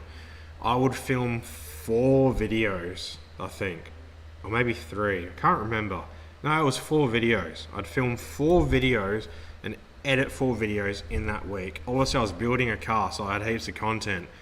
But the editing side was crazy, and as you guys all know, my editing is basic. It's nothing fancy because I just had to get through it, had to get it done, and I just had free software, you know, software I cracked per se, but free software, it takes so much time, and especially now that, well, back when you were doing it, you had your kid through it, didn't you, the first one? Now you've got 2, don't you? So yeah, life.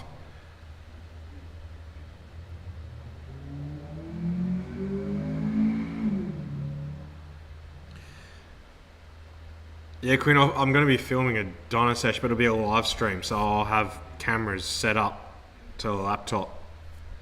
And yeah, I'll have a camera on the dyno screen.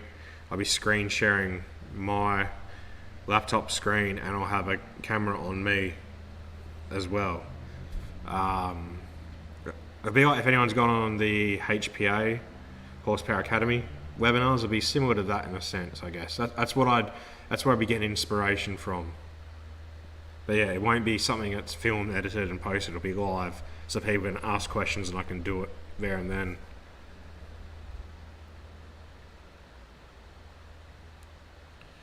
Yeah, WKs are where it's at. I search every day for a WK Ecotec or L67. I'd love that as a cruiser and just slap a cam and a turbo kit on it. And I'd gladly just have that as a daily.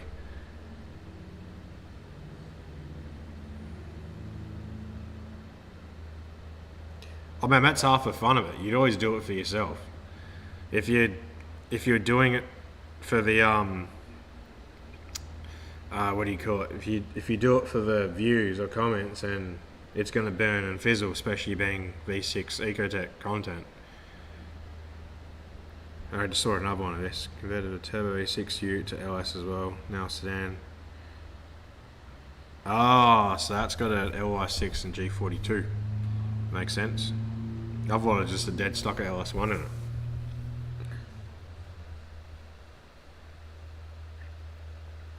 Man, for what it's worth, that VZ, you'd either have to just spend massive at it or just leave it as it is, because it is really nice. Probably the L67s is just the L67s are awesome street cars. That Calais I had was awesome on the street. The low down torque was crazy.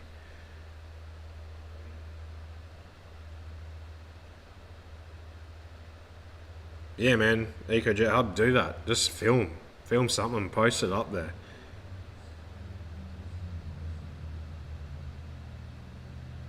There you go. So your daughter just turned 2. I remember you had Calais. I can't remember your daughter's name, but yeah, I was certain you had another kid. So there you go.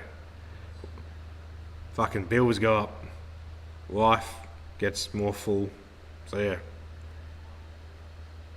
Well, of course you're definitely lying if you said you'd miss it, because it's just too much.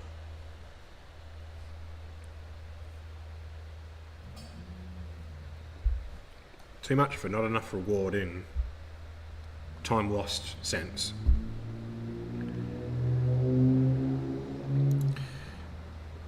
Busted off, I have no idea how to do that. That is something that only Chrome has done because he has written a custom code and patched it in. I am not an IT coding guy. I know how to tune. I don't know how to create firmware or patches or whatever per se. There's a lot of smart guys out there that can. If I really wanted to, I guess I could probably learn, but for the time it takes just for something like that, it's not worth it for me. So that's something that Chrome, if he wants to say how he did it, he can. I'm pretty sure at some point he might be releasing it. I don't know. I told him not to because the TikTok tuners will just take and abuse it. But yeah.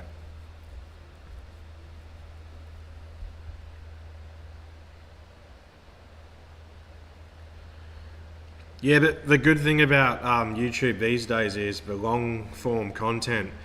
YouTube never used to pay unless it was over 10 minutes. Now it will pay if it's under that, or even pay if it's shorts. So both work. The best thing I found is just go over the car, just film. You don't have to have it on yourself. You can just have the intro on yourself, and then you can flip the camera and have it all on the car and just be pointing and explaining. And there's people who want to know, so they'll know how to do it or whatever, and they'll watch, in a sense. Might not be a lot, but people will watch, and you'll get the odd couple that will start to comment eventually, and then that keeps you interested to do more, because it's like a social network, and it's just cool to see it as people wanting to watch what you put out, responding, etc., etc. Still to this day, I don't know how, I think I still get like 30 plus likes to a YouTube video, which to some people may think it's nothing, but that means that there's 30 people that have watched my crap and taken the time to press the like button, and that is awesome, and it means the world to me, because no matter how niche this is or how much my content sucks or whatever, there's still 30 people that wanted to show their support. Whether it's a long video or a short video, I reckon it's worth it, man. You'll get some motion eventually, and yeah, just do it.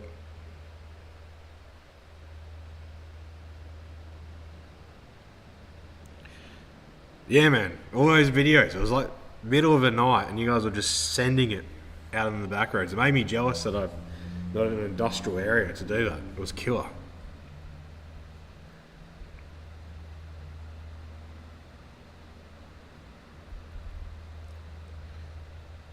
Have they stopped making BRs? Oh, look at this. Corn Fed's on. Heen Performance is on. We're getting them all now. Well, if Cornfed's jumped on his stream at almost 9 PM where he is, and I don't want to say that in case it shuts this down, because I think YouTube watches now, that I'm saying you've enjoyed a few drinks, haven't you?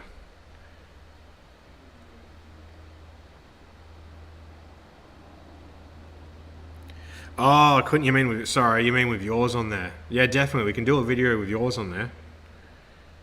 Sorry, I thought you were talking about when I was asking about the live stream on the dyno webinar. The riffraff is here. Hey man, corn fed. We're all drinking. Just some people are drinking better things than others.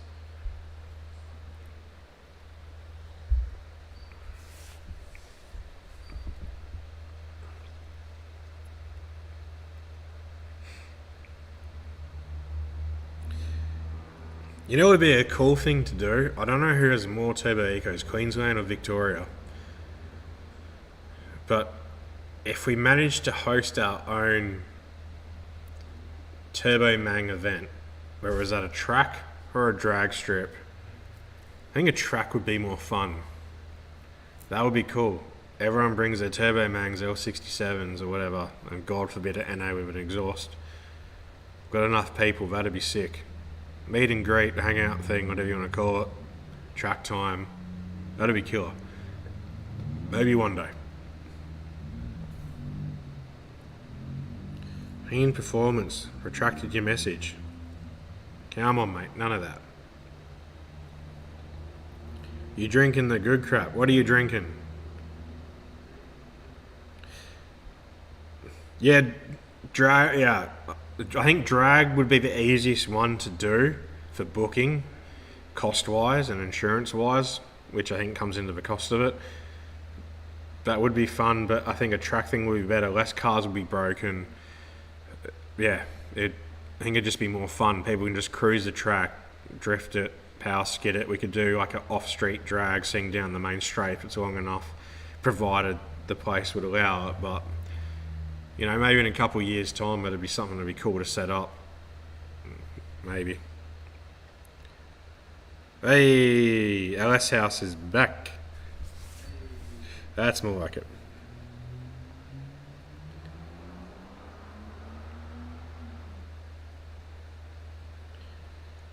Straight popping a ghost cam. Oh man, that's going to be the bane of my existence.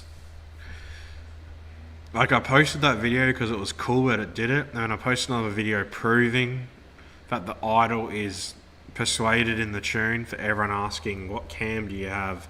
I just want it lumpy, instead of asking the correct questions, like the performance side of it, which is only to every individual setup and what you want out of a car and what you're going to use it for. There's no one single answer for that, but everyone took it a different way of, I want this, sell me it, la-di-da-di-da.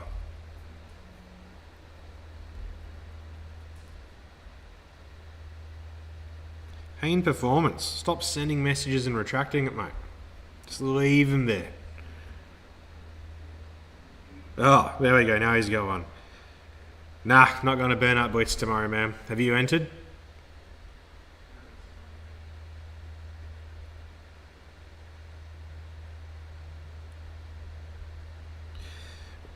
Yeah, but NA Ecos, NA Barras just don't belong in burnouts in my opinion. They sound like crap. I understand that everyone wants to go out there and have fun, but for events at like main tracks, so like, you know, drag strips and race tracks, they shouldn't be there. For country things, sure. That's what they're for, but yeah, I don't know. No one wants to hear a Mang on limiter all for 2 minutes straight. Boosted Mang's different.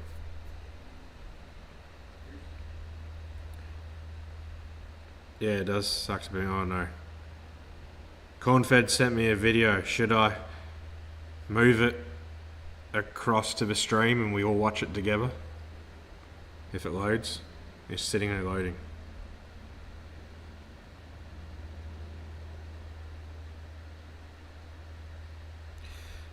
Straight piped Eco still takes the win on that one for the worst sound. They're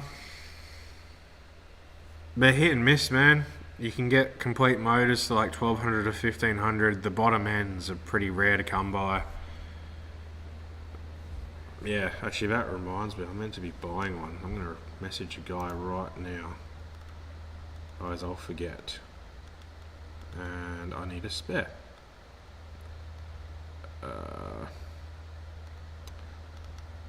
And I can't find it. Oh, there it is.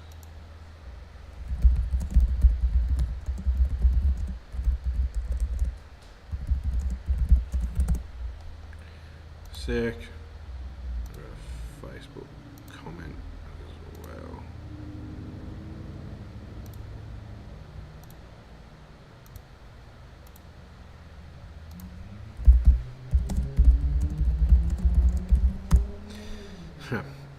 Evan from Tin Shed TV commented one of my posts saying he missed it tonight.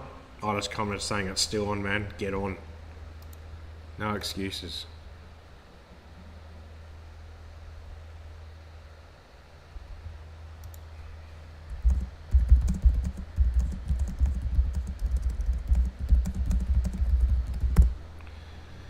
Alright, back to the chat. Yeah, it's still about 1,500 for a complete engine, at least in WA. It's horrible. Single muffler, yep. I agree, single muffler makes a massive difference. Yeah, the drift car has no mufflers at the moment, and while it's cammed, it sounds alright at idle. In the car, I don't really hear it too much outside the car. Disgusting.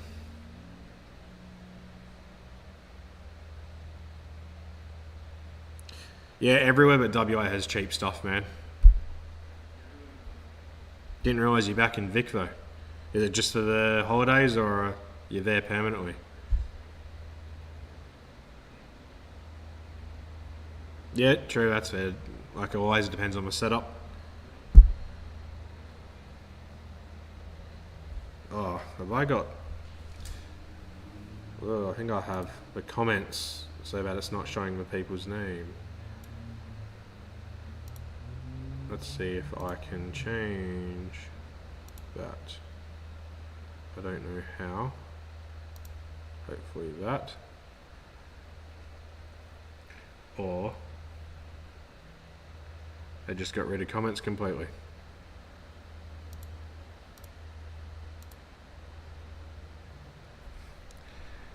Oops.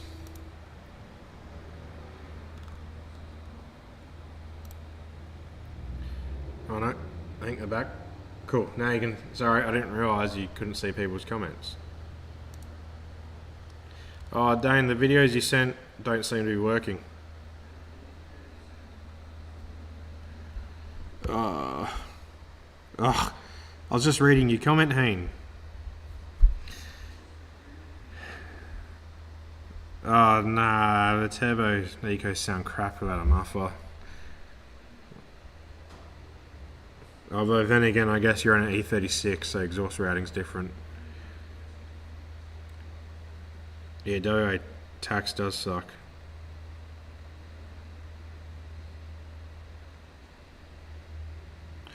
Fair enough, man. Is what it is.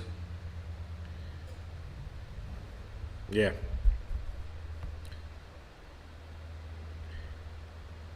Oh, turbo eco every day of the week.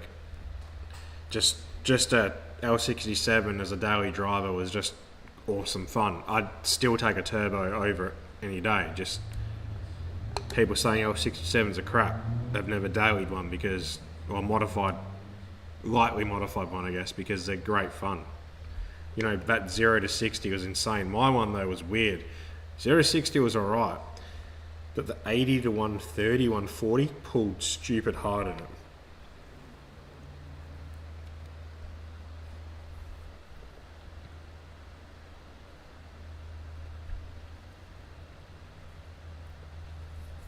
That's alright, Clint, we'll make sure you win. We'll just keep turning the timing up, dumping more fuel in. You got to get, instead of your,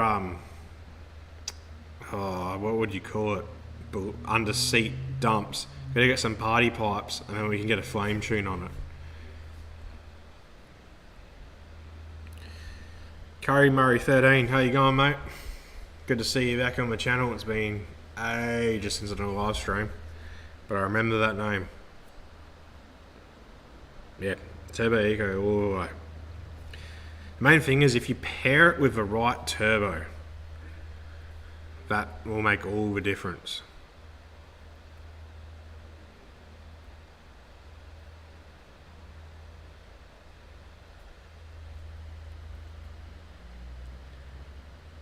also just realising you guys can't even really read the comments. Alright. Probably a bit late in the stream to be changing it, but what happens if I do that? Hopefully the stream doesn't crap itself. Yeah, Turbo 67 bottom end, right turbo, happy days. Yeah, boys and trick shots, I can see Sean's LS1 right now on an engine stand. Just waiting for him to buy new head gaskets and bolts. Should probably change the springs in his heads and everything. Hey, Jake's here. We're talking about you earlier. We're waiting for a shed skid from you, or a big power skid. Killer, I was just looking at my test screen, whatever you want to call it, the TV in the garage, and I couldn't even read the comments in there. They're white now instead of purple, so it should be better to read.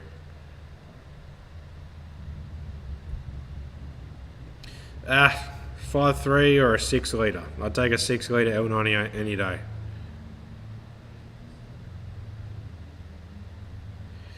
Yeah, but his car's ready will be at mine. He won't even have access to it. So,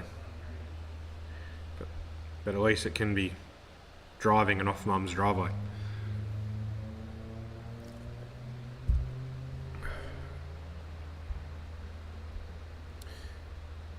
Yeah, I got time, man. Cheers for the reminder. I don't know. Look at me. At a cool, you don't need food. Already eaten enough. Drinking enough.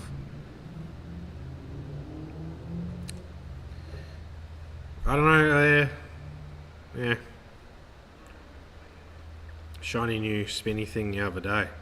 Nice. L67 Kelly got sold, man. It got sold. It got picked up 2 months ago, I think it was, or something or other now. I got an offer for it that was good, so I let it go instead of keeping it doing. The launch issue was just the clutch setup in it, and me needed a driver mod. The EcoJet's been out of action for like almost 2 years now. There's no motor or gearbox in it, so nah, I guess.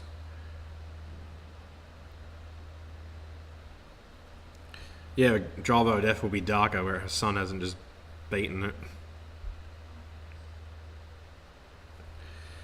I won't be able to test skid it in the warehouse. It's just been painted. Probably wouldn't do it in the complex either because it's just been sold with new owners. You can go out on the street and send it if you want, but that's on you if cops find you.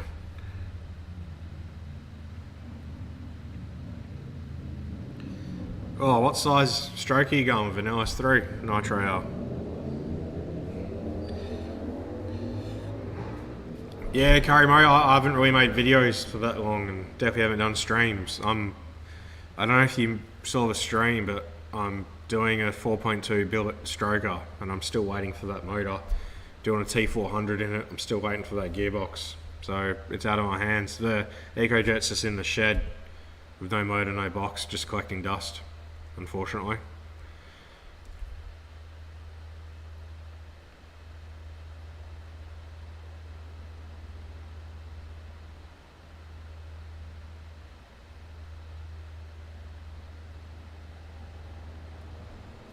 Also curious for Nitro L's kit, corn-fed. Or have I missed a comment? Oh, 4-inch, 418, that's a different size. What kit's that? I can't say I've heard of that one before. You know, I'm going to Google that right now.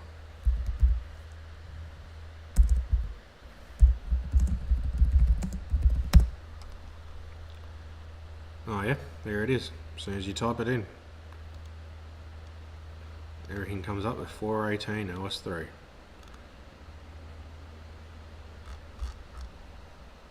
Nice. I like it.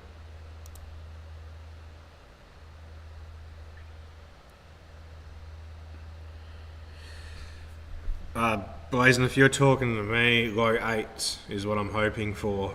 We'll see how the weight with the car is and the weight of me as a driver is. Basing it off Jet V6, which was still a full weight trim VT, still IRS, he ran at 8.2 at 164 mile per hour, I think it was, and it should be basically the same setup, just different turbo manifolds, different turbo. So some variables there, but we'll say mid to low 8s is the goal. We'll see if that happens or not.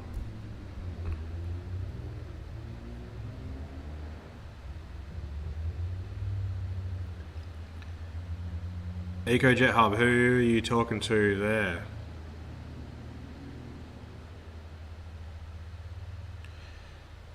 Haver Street, to be honest, I don't really pay attention to the cars that drive around here because everyone revs it, everyone just flogs it, and there's too many of them and I just don't give them any attention these days.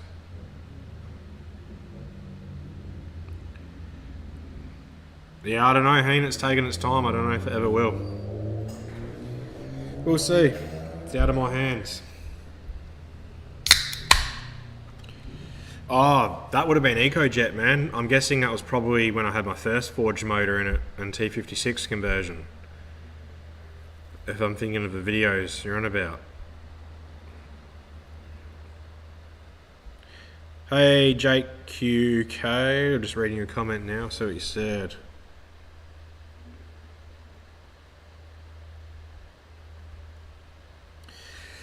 I have seen one or two people who put a Mega Squirt on them. I've never personally looked at the Mega Squirt software, so I couldn't say anything on that. As for the DIY ECUs, I haven't seen anything to do with an Ecotec. I think most of them are 4-cylinder based, which won't run obviously an Ecotec, but I can't honestly say for that.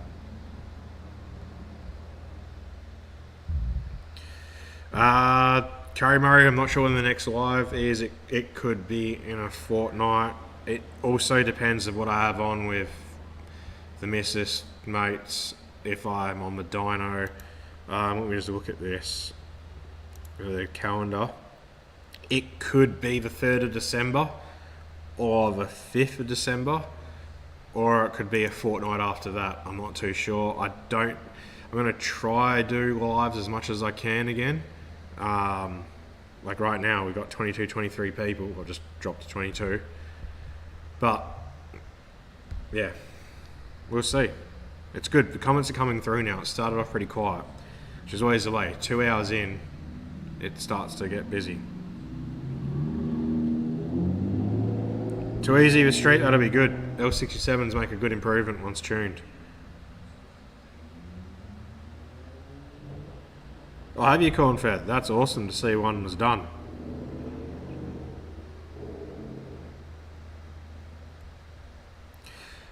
Yeah, Josh, but definitely are. Corn fed literally just did that in his Gemini. It depends on your injectors and pump though.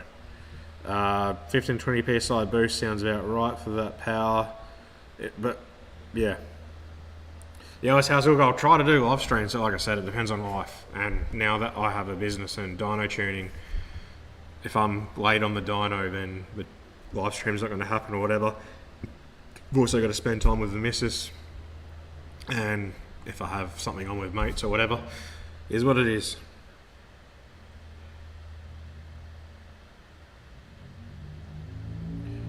Too easy, Curry Murray. Cheers for jumping on. Yeah, you reckon 20 plus PSI corn fed? Back in the day, mine was 14.8ish, I think it was, and made 421 or whatever. I was only just getting an efficiency range of a GT35. Oh wait, he said auto, didn't he? I'm talking manual. Oh yeah, 460. Yeah, disregard what I said. Mine was Getrag.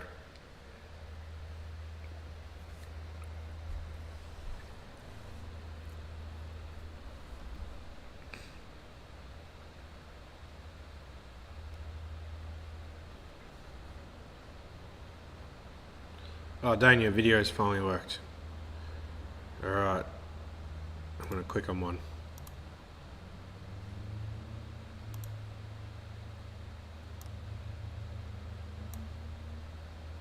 There's no sound coming through. I'm going to do it on my phone. Yeah, my bad. I disregarded the auto thing. I was just thinking manual. Alright, let's go on my phone.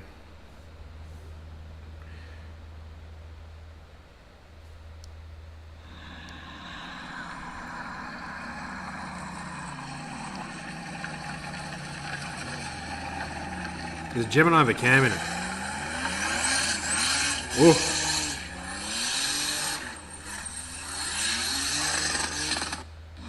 Yeah, the skids.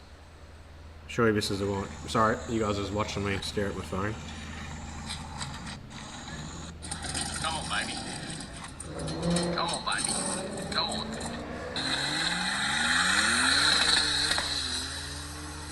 Oh man, I'm so jealous. I so want a small white car. Alright, back to the stream.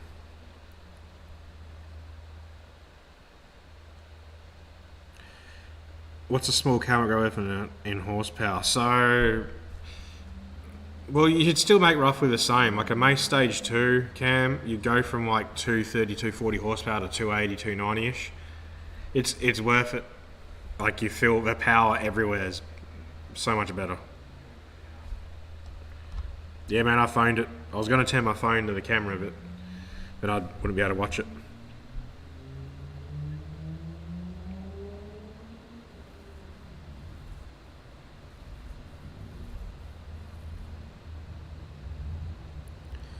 I must be missing some comments. Looks like you guys are replying to someone that I can't see. Oh no, I see it now. What the hell did he write? Ah, right there. Delco ECUs. Nah, if you're on a tight budget, you're better off holding off, saving up, and spending the money on the correct gear. Tight budgets and going cheap is when you're not with a half-assed job that just doesn't work.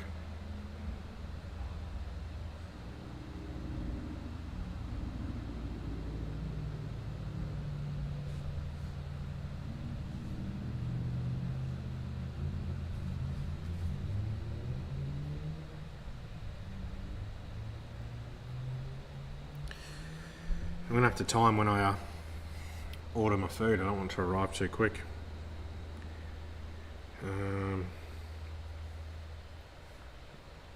Sorry, you guys are gonna have to watch me on my fucking phone again. Let's find it. Where is fish and chips? There. Just 15 to 30 minutes. Alright, 7:30 I'll order it. Then at the very least we'll do a 3-hour stream-ish.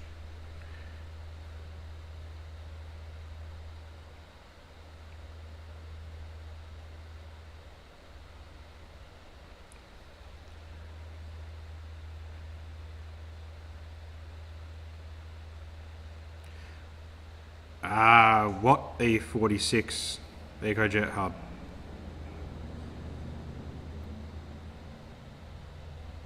I forgot what I fucking ordered.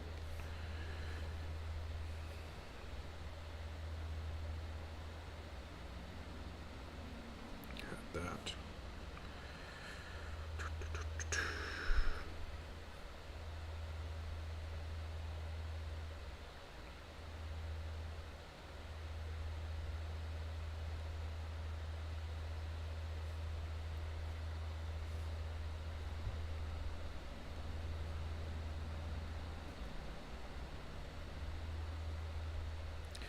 Right, sorry.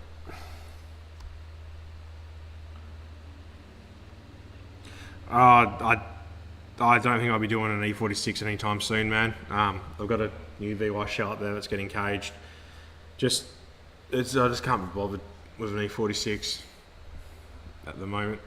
Maybe if I become competitive in the new VY, and for chassis holding me back for grip and for weight, then I'll do it. Until then, I just love VYs too much.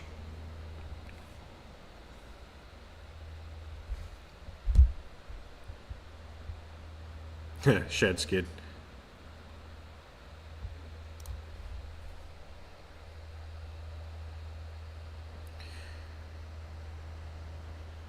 Yeah, one day I'll do one. Not right now.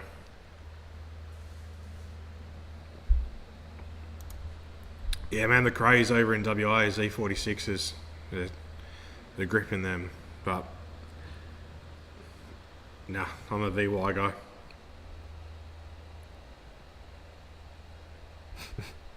Is that pizza? Nah, fish and chips, man. It's Fish and Chip Friday. Mining every Friday's fish and chips, so I do the same when I'm on R&R.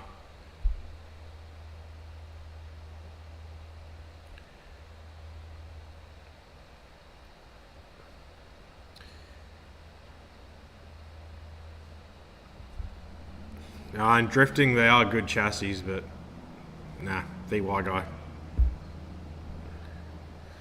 The Wisefab rear suspension in them is pretty crazy. But actually, there's a setting in FD that's illegal with a Wisefab rear because it's got too much grip. Well, you have to cut a part of a chassis as well, I believe, but it's also you can dial in way too much mechanical grip. But for me, I'll stick to VYs. It's like, look at it. How good does it look? You know? Also, come on, Fed. Hurry up and start live streams again. LS House, start doing live streams.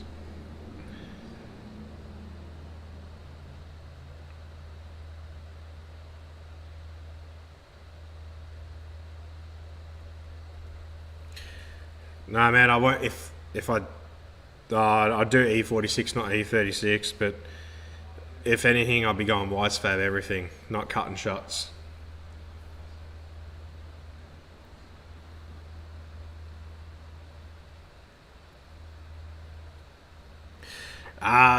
Jake, this live streams, there's a new group that's based around like the 3.8 factory ECUs, and I was mainly basing this live stream on that, teaching people the things about it. So I just, for some bling, I just put some factory ECUs on there, but we've kind of gone past that now.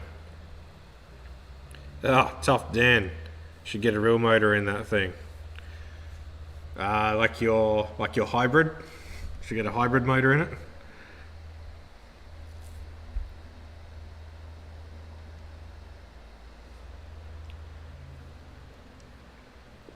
Could probably remove the factory ECUs now,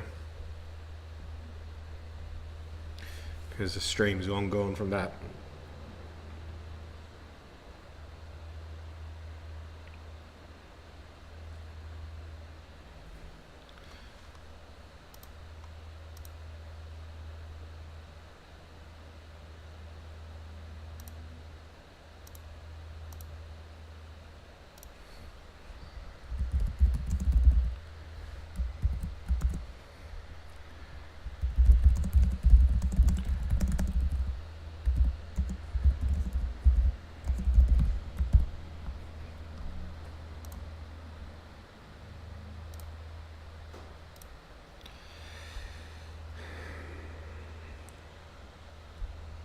Mate, the hybrid will walk everything.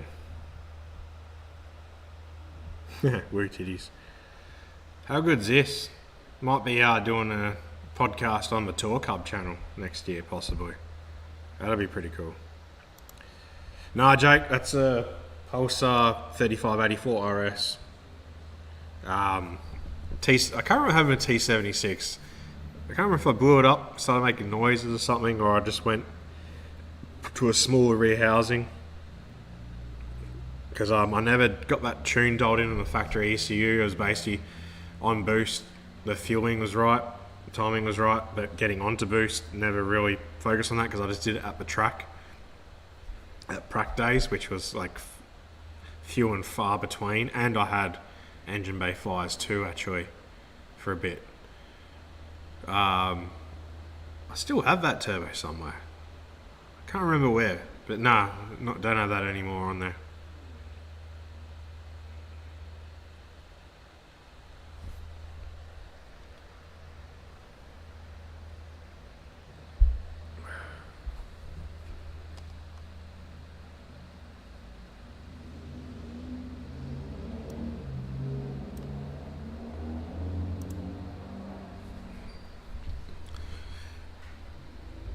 Yeah, well, it could be in the bin. I'm pretty sure I just shelved it just in case for a rainy day, a bush hack or something, you just throw it on there. It doesn't matter, but I honestly don't know. It's been too long and I've accumulated way too much crap.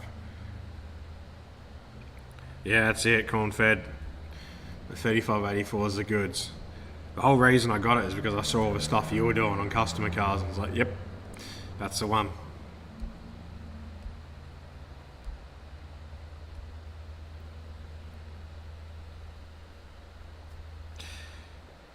I don't know, man. That 3584 will still go 500 plus, and for now, that's enough. Yeah, look, there you go. 530 on 14 psi. I'm running 18 at the moment in that. Never had on my dyno at that because of the old gearbox and clutch. It just slipped on my dyno. I'm not sure whether I should put it on now with this or wait till I have the new chassis, because the new chassis I have a whole new fuel system as well. Because I put on my dyno, then I'll tune it, refine the tune. Once again, this is track tuned. Refine the tune even more, then I'll just have to redo it again. So I'm umming and ahhing about it, but it's stock heads though, which will hurt it a bit.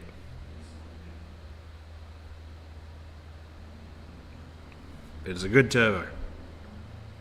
Not as responsive as the eBay 0.63 rear, but it's still a bloody good turbo.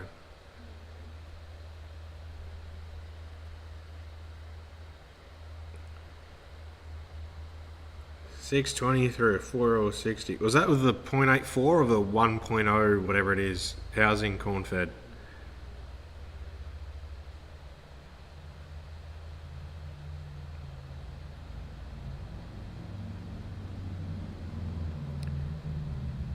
Yeah, 101. I wish in T4 you could get the 0.63 for that, because I would.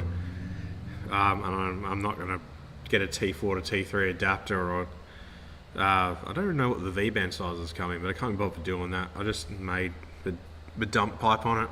I can't be bothered doing it again. But just for fun, let's change to a second camera that points on there. Yeah, look at it. It's lovely. It's a mess in there. Alright, let's change back. Yeah, man, but remember this crossover is Ethel's old one that I bought off you.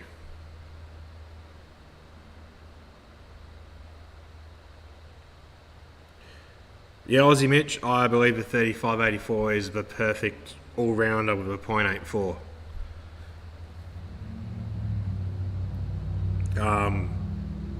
Yeah. Pick the rear housing to suit what you want.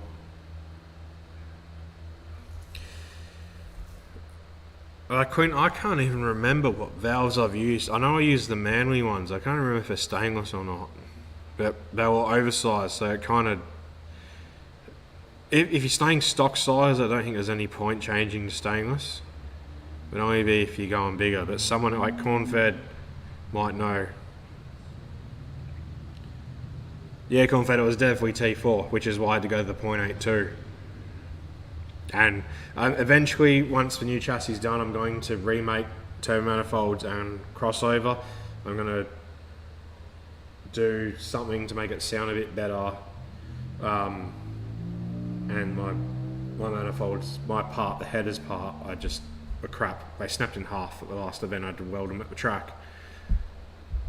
But I'm considering changing to V-band inlet for more housings, but we'll see.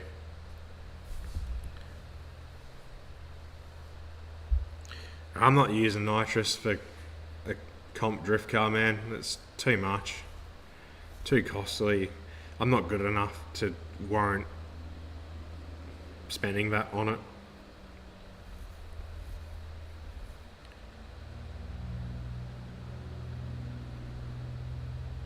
Yeah, that's it, corn-fed. Yeah, Blazing, he still has it. It's just like my V8, it's just basically a garage queen. They both just sit there. Right now mine's under the patio because I've got that under the hoist and I moved this here for the stream. Yeah, he's still got it, just sits there. Alright. This is actually... oh shit. I'll be back in 2 seconds. For now, I'll just put this camera on so you guys can enjoy it. And then I'll be back.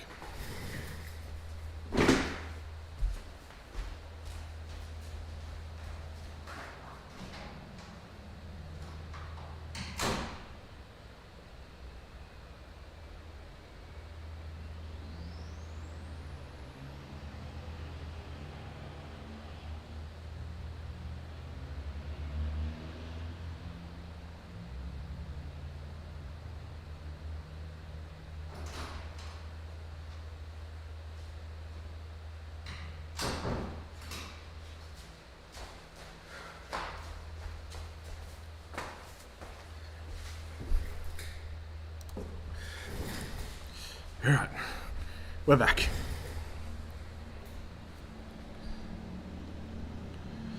Alright, let's have a look.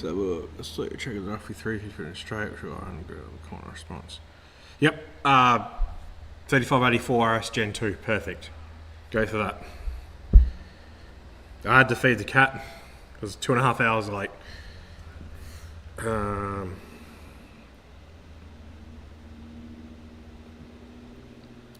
Alright, another 10ish minutes and then I'll order food.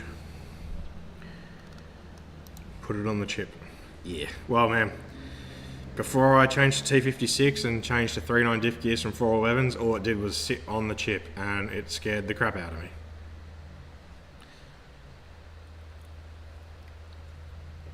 Yeah, man, I highly rate Pulsar turbos. Once again, not that you're going to be on here, but Pulsar turbos are on here. Hit me up, sponsor me, please. Like, pretty please. Too Easy Corn Fed, cheers for jumping on. It's always great to have you on here, man. Hurry up and do some live streams as well. I want to jump back on yours and annoy you.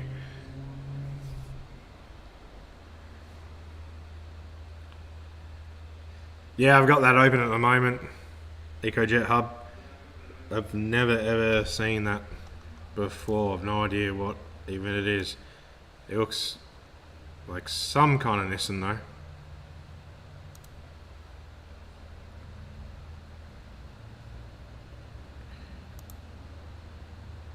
Yeah, you should. Now go to sleep, old man.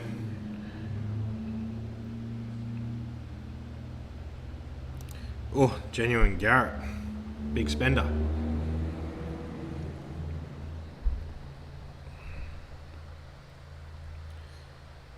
Alright, we can go on for 2.5 hours. We're going to do probably half an hour at the most-ish, give or take.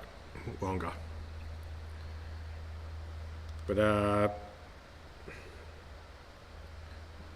can you guys smack that like button? We've only got one person liking it so far. You know, it helps the algorithm.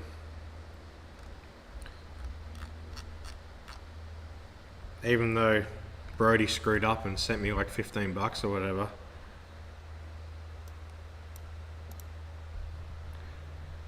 You know, the like button will help spread the channel. Wait, old man. Hey, you're older than me, man.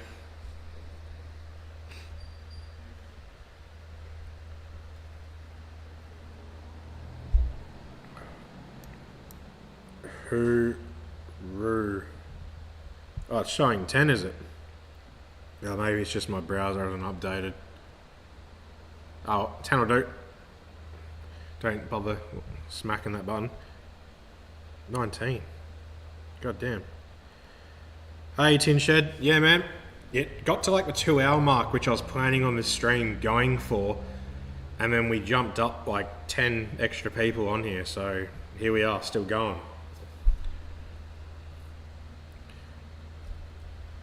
How's your rigs going? I haven't watched your latest one with your injectors. I don't think I watched the previous one. Have you still got your original car, or is that been completed and sold off now? I don't know. I had a gut feeling too when I saw Basil's post about those injectors. I was like, there's only one person I can think of that would spend the money on them, and I figured it was going to be you. So I'm curious to see how they tune up.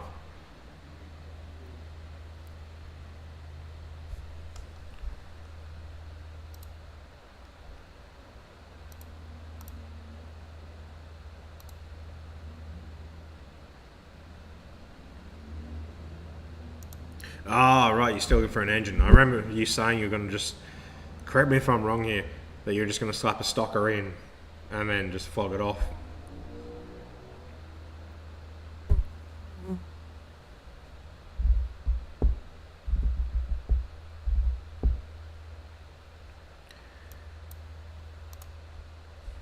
Keen to see the Magnaro all done though. It's a killer build.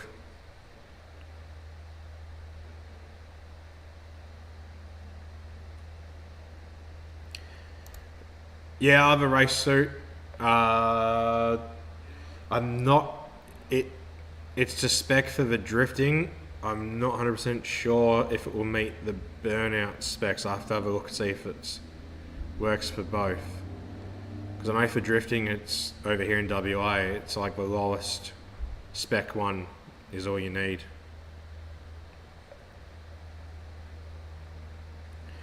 Oh, I just got AC. How beautiful. Yeah, I bet that makes a nice difference. Yeah, especially for summer too. Like you said, nice and muggy.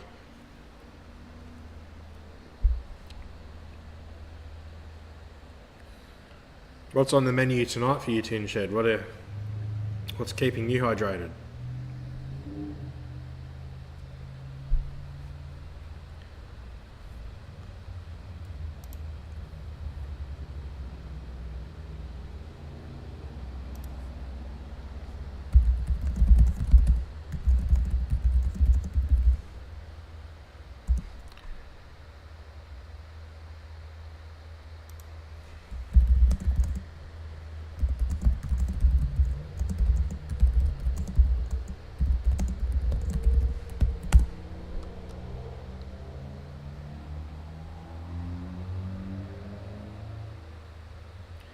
Hey, Shauno. No dramas, man.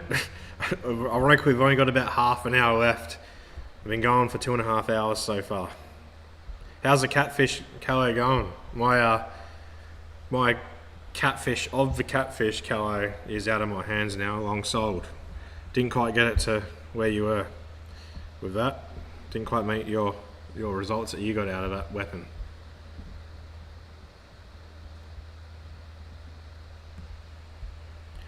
RB20, 450. And I bet you that'll absolutely sit on a limiter all day as well, won't it, Jesse? Hungry Jack's ice cream and Great Northern. Right, but is it the red or the black Great Northern? On our flights home, we get given a beer. We don't have to pay for it with the company I work for, and I'm not going to say which one it is, but it tastes absolutely disgusting. Oh, shop for parts for an engine build. That looks exciting. Are you saying M90? Or are you going to come to the dark side and slap a turbo on it? So you can show Evan what real power's like.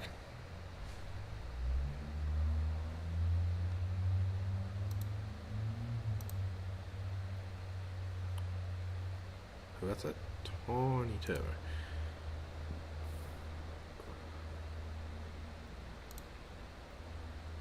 Got so many people messaging me and the stream at the same time, and I'm gonna have to. Alright, replace my order for food.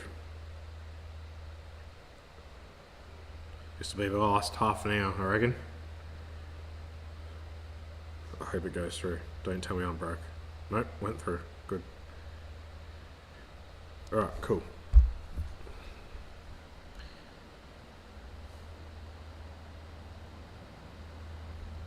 Interesting. Have some tricks up your sleeve. Oh, no one has done a big M90 build on social media, I believe, so that'll be cool to see. Has Baz said what he's doing now since Ken has passed away? Although in saying that you don't need to get your ECU license anymore. Oh, is he one of the naughty ones that, you know, doesn't go through Ken, if you catch my drift?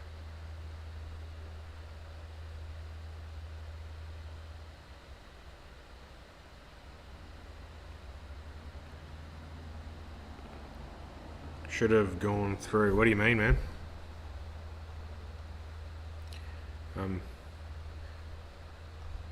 Thinking of like 3 different conversations at the moment. And there's something else I was just about to do, but I forgot now. Oh yeah, had another comment.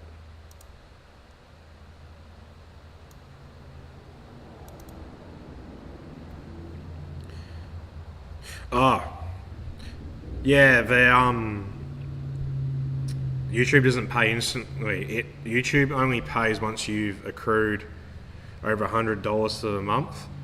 So sometimes that might take me over 3 months to accrue $100. So that money I won't actually see till there's over $100 at the end of a month. But it went through, which is good. Not broke yet.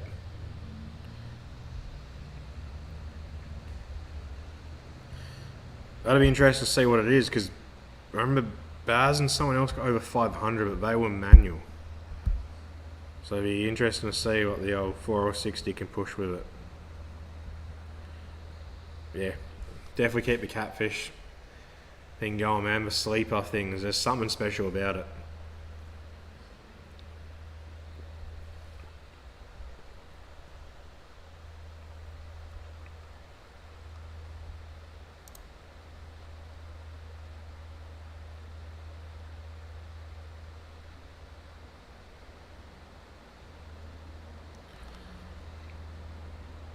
Oh, look at that. If anyone else watches Talk Hub, I'm just replying to some comments and stuff that I just saw on Facebook. The Talk Hub YouTube channel now has a dedicated channel for live streams. So, for podcasts.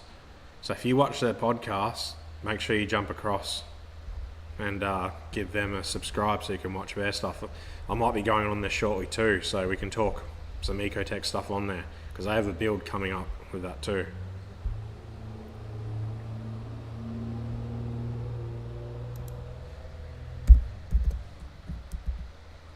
I don't know why I'm commenting or replying to you, Tinship, when I can speak. Surely 700 plus. Get that party pulley going. Oh, I don't know, Big Sanks. Over here in WA, there's a couple 4L60s. Granted, they're the V8 ones, but should still be able to build them the same. Running over 1,000 horsepower and turbo LSs at the drags and dailies and reliable. So it is possible. In theory, it shouldn't become your weakest link. Just a lot of money keeping them alive, I guess. The Gemini would be a sleeper with just a M90, but unfortunately, man, you're fully awake with what's out your bonnet.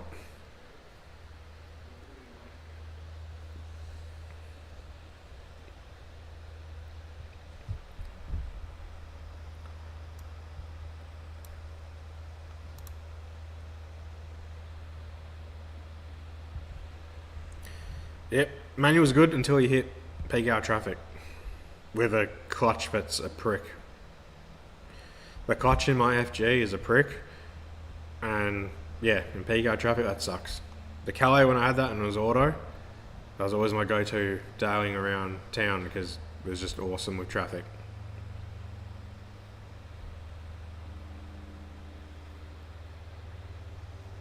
But yeah, apart from that, I'm team manual all the way. Even silver drag racing, I still say manual's more fun. You won't get the best time, but it's more fun.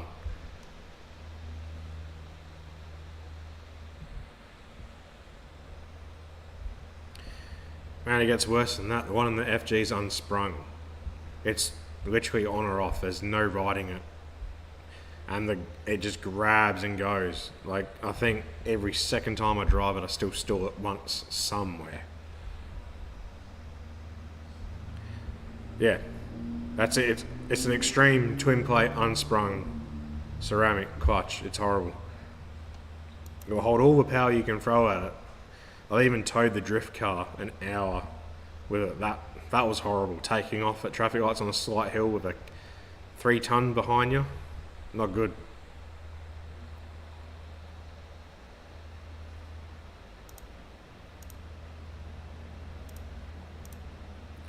Right, let's delete some open tabs that I got open.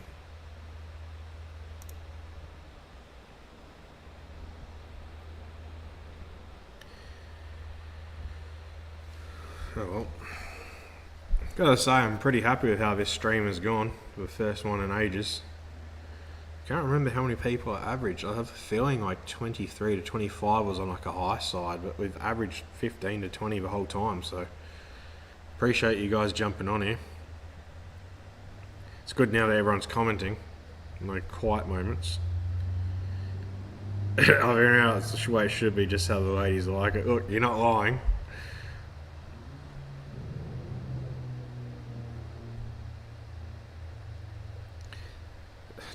LS House, you're replying to me towing the drift car in it, but it wasn't fun, I can tell you that. Actually, it gets worse than that. I'll wait till you reply if that's what you're referring to, and I'll go on. I'll probably forget by then, but yeah. Yeah, do a manual tin shed. Or turbo. Fuck manual, just do a turbo. Just at least experience one on like a fun slide build.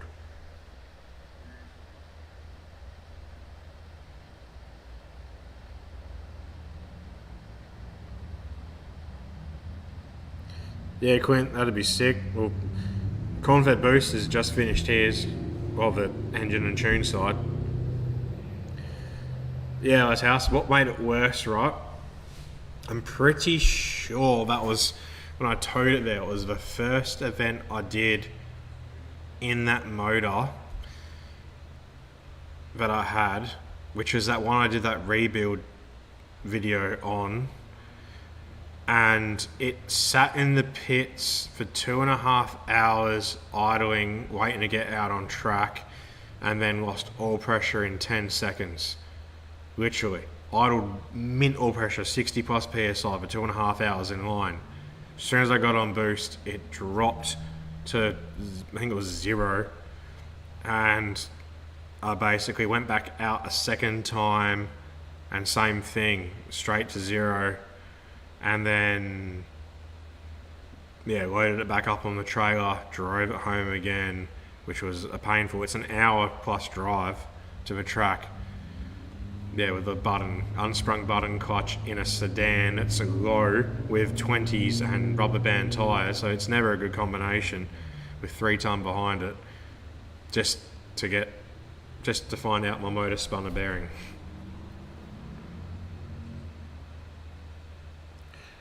Oh man, the fact that you guys removed the T56 without a hoist is insane. I remember installing mine the first time when I first went forged in T56, and I can't remember if I installed it on my own or my old man gave me a hand. I believe my old man gave me a hand, but it was jack stands on my mum's driveway, because that's all I had back then before here. But yeah, and now I've been pulled out a T56 countless amount of times.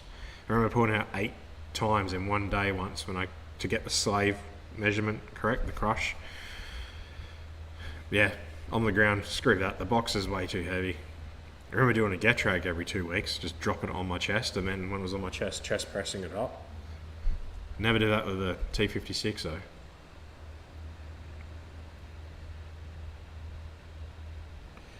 Hey Justin, how you going? Oh god, I think they were ACLs back then, I don't know, it lasted one spool onto boost and that was it.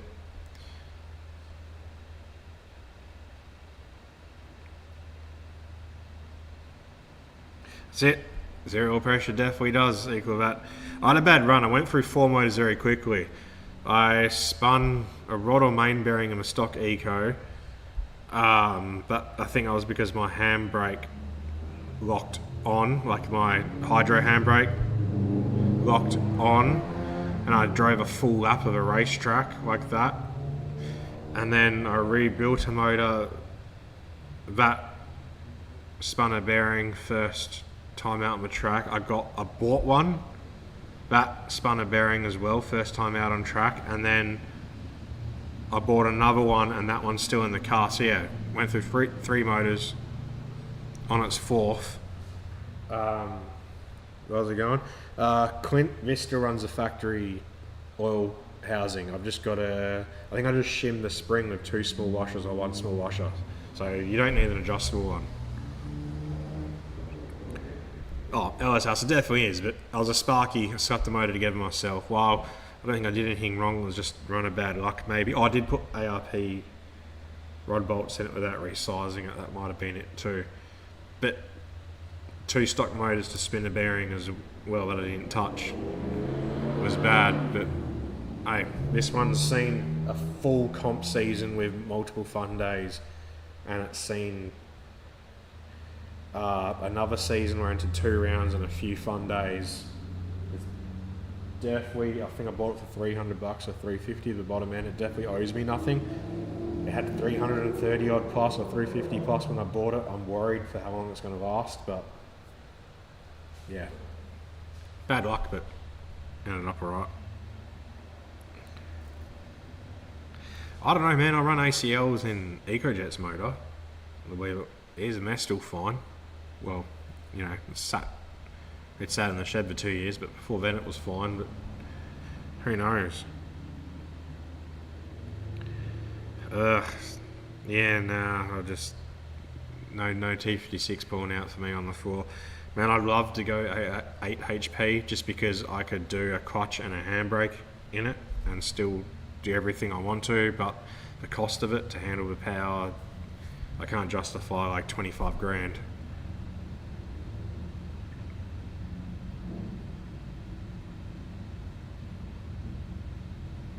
Yeah, King bearings are awesome. I can't remember, was it ACL or Kings in EcoJets? It's been so long now. I really don't remember. I know when I bought the bottom end, they supplied the bearings because it was in pieces. It was a fresh block machined, and it had everything to go back together. Just wasn't. That's what makes me think of ACL. But then, yeah, I don't know. It was too long ago. It was like my 3rd ever video on the channel or something.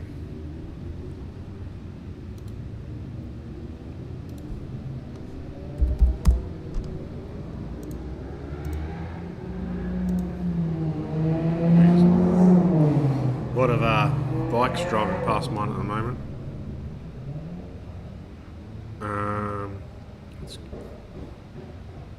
Let's go have a look at the old Uber. We're still preparing. It's alright. We can keep talking.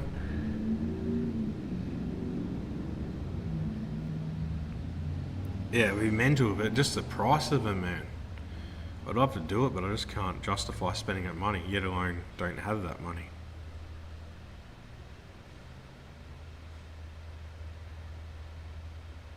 Yeah, I only ever used the earlier model sumps.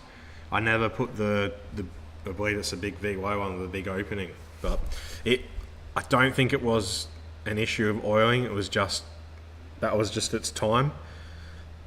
Like one of my customers, Dan from Tough Collective, his same thing. We kept slapping motors in, and they just kept spinning bearings.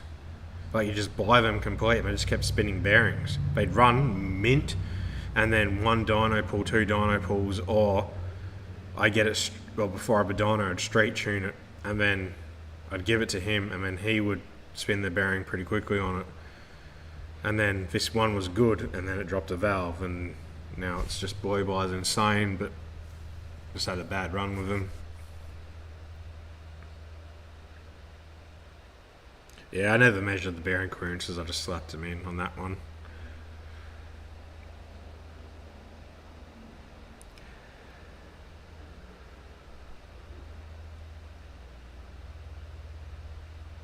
Yeah, that's a good response there, Justin.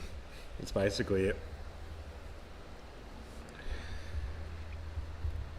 Back then, though, I don't know if you're laughing at Dan's luck or my luck, but back then I was doing this for fun. Now I compete, which is why I'm kind of getting ready to put Ecotec's forged motor in this. Now it's T56, but I don't want to put stock heads on it with that cam. So I haven't bought any gaskets or anything just because of that, but I don't want to enter an event and go rods out and that cost me the win of that battle, but you know, can't win them all.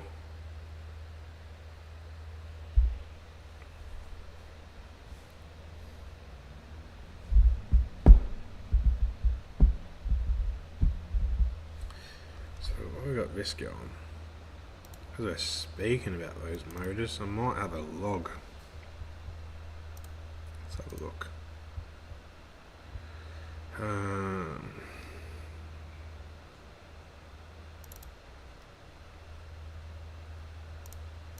Oop, not that. Let's open that.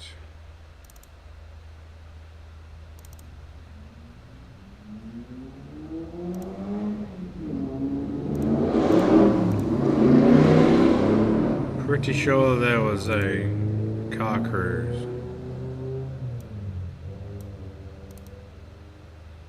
Come on, yeah.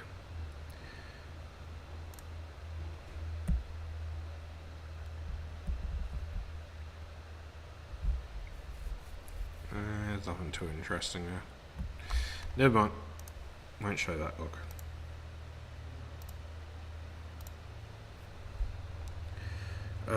Right, I think it was a guy.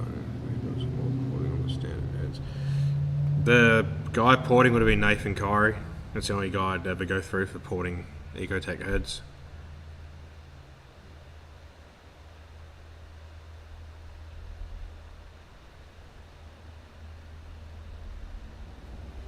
Car's at 46 PSI now. What does it do? Cranks, coughs, starts, dies. That still sounds like VATS to me. In saying that though, he just flashed the old tune from Billy's setup. Do you have the exact same size injectors and everything? Oh man, that's it. There was actually multiple LSs this year that saw Rodney mid-track, which is why I don't want to do that, being Ecotec, because one, I'm the only Ecotec guy in the comp. 2, it's a turbo Ecotec. 3, did I mention it's an Ecotec? 4, it's a V6. 5, I've got the company and YouTube plastered on the sides. It's not a good look. But yeah.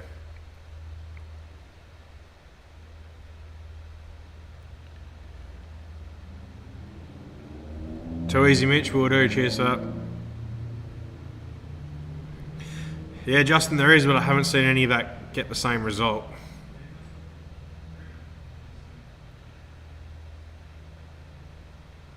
Yeah, Motovlog, send me the videos. I don't know, it honestly just sounds like he shouldn't have just flashed that tune in, he should have done an actual proper tune on it. It just seems to just be causing you issues.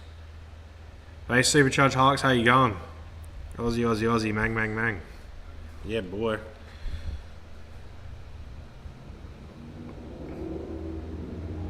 Alright, we're still preparing the food, so we've still got some time left.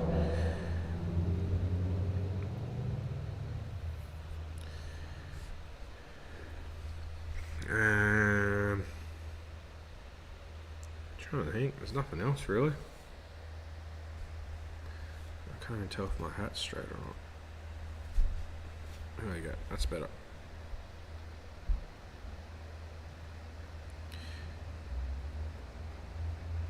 How's the Hilux going? Supercharged Hilux? Yeah, Too Easy Motovlogs, wait a sec, let me find it. Oh. Right, it's, oh no, it came through. No, that's not rich, man, looking at that plug. Let me look at the video.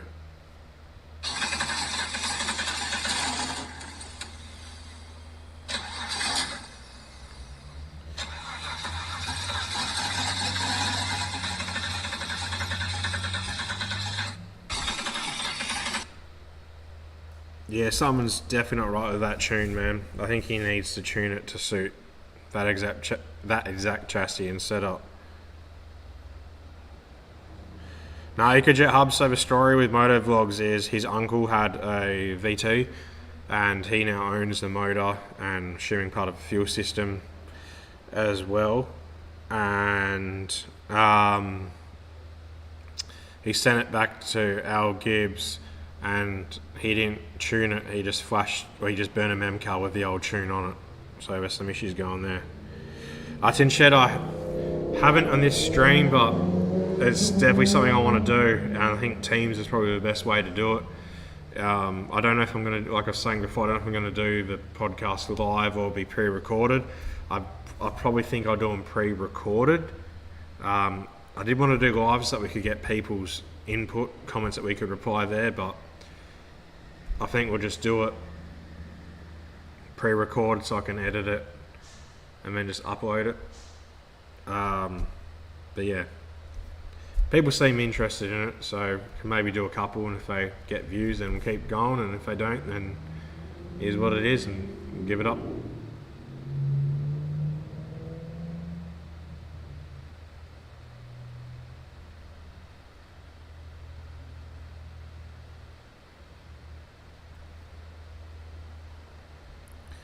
That's not good. Add starter. What plugs did you put in it and did you gap them? You change the coils of DFI. Possibly even check your fuel filter.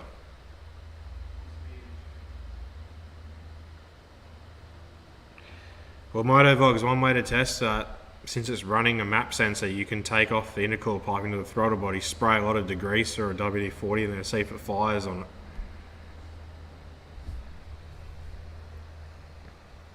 There you go, exactly what Ecotec Hub just said, which is I'm probably delayed compared to the chat.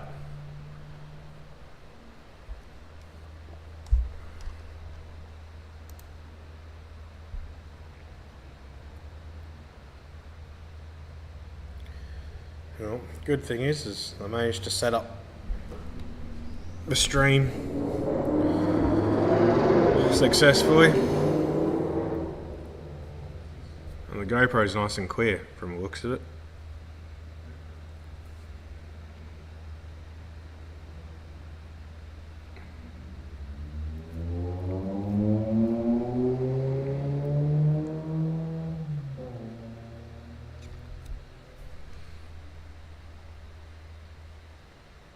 No, he said they're the same injectors. He said they're the old injectors from the car.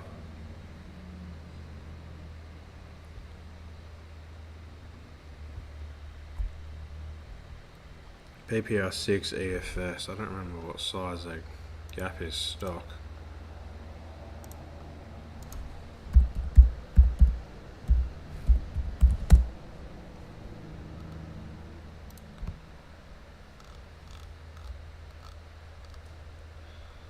That's handy. 0.8. Yep, they're definitely small enough.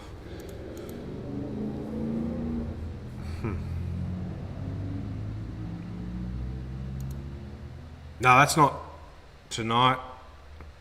Pain performance. Oh, there's just questions about how to go about it, and I had a screen share up when I had Tuna Pro open and run over some things. I was asking if people would be interested if I did a live stream when I'm on the dyno.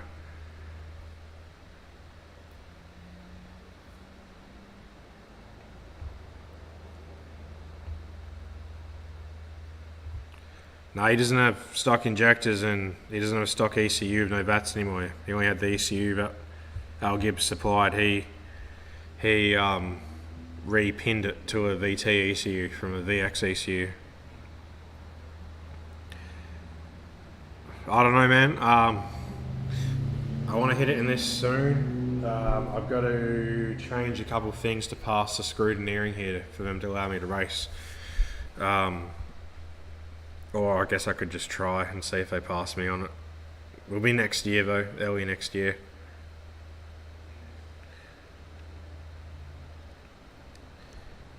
You're right, almost approaching the 3-hour mark. Surely the food will be here soon. Oh yeah, I reckon it's wrapping up. 8:05, or here spot 8:15.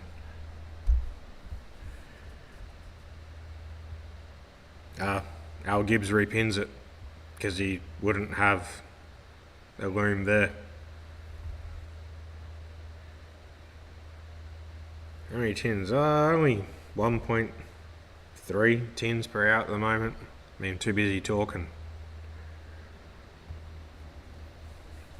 Yeah, that's the way I do it too. I just change the whole harness, but Al Gibbs got supplied a car with a harness in it, and then he just repinned it to suit the ECU. Yeah, great economy. There was definitely a car meet down the road. I don't know if you guys can hear, but there's a lot of cars driving past.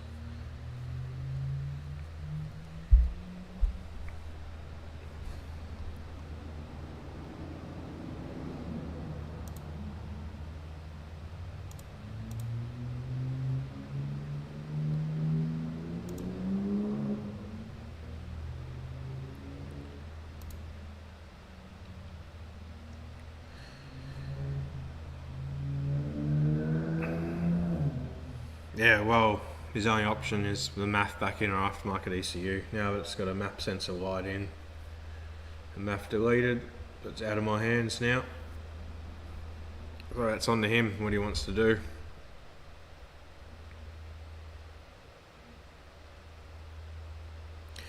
Al Gibbs is cow maker, man. He is the guy that everyone buys it from. So you would hope he pinned it correct because he is the main man.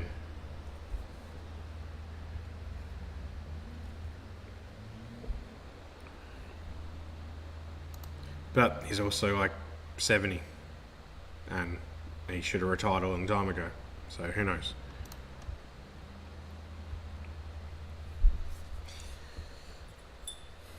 So I'm just now realising I did a lot of setup for this stream and I got a lot of stuff to pack up tomorrow.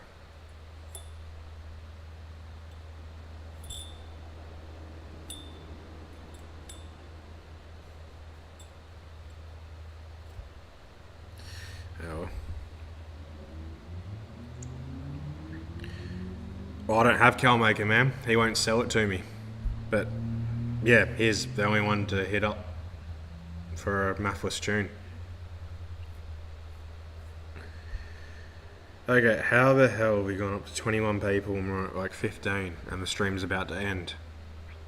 What is up with people?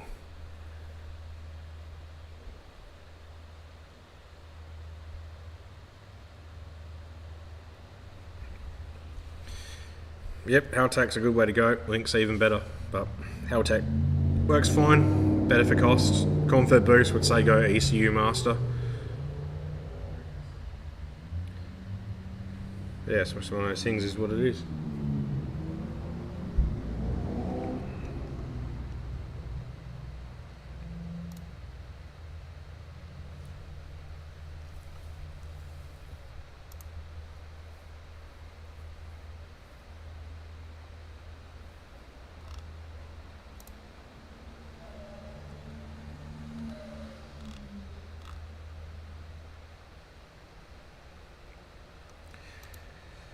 Alright, I know we picked up in numbers, but the chat isn't exactly as full on as it was earlier, and that's what we're basing this stream on, basically me replying to the chat, so we might end it pretty shortly. Oh man, drive-by-wire is the best thing ever. I have a throttle, pedal and everything ready to go on this for it. I just need to get the adapter plate for the Bosch 82 or 76mm throttle body on that, but I do want to go forward facing plenum.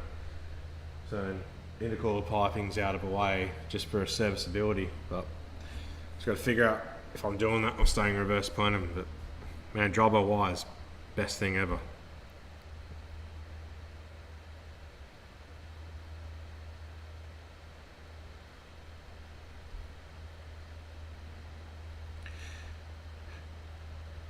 Yeah, Sean, Calmaker's good. The issue is the person who does it here in WA. It's not CalMaker itself, it's the person who does CalMaker here. That's the issue.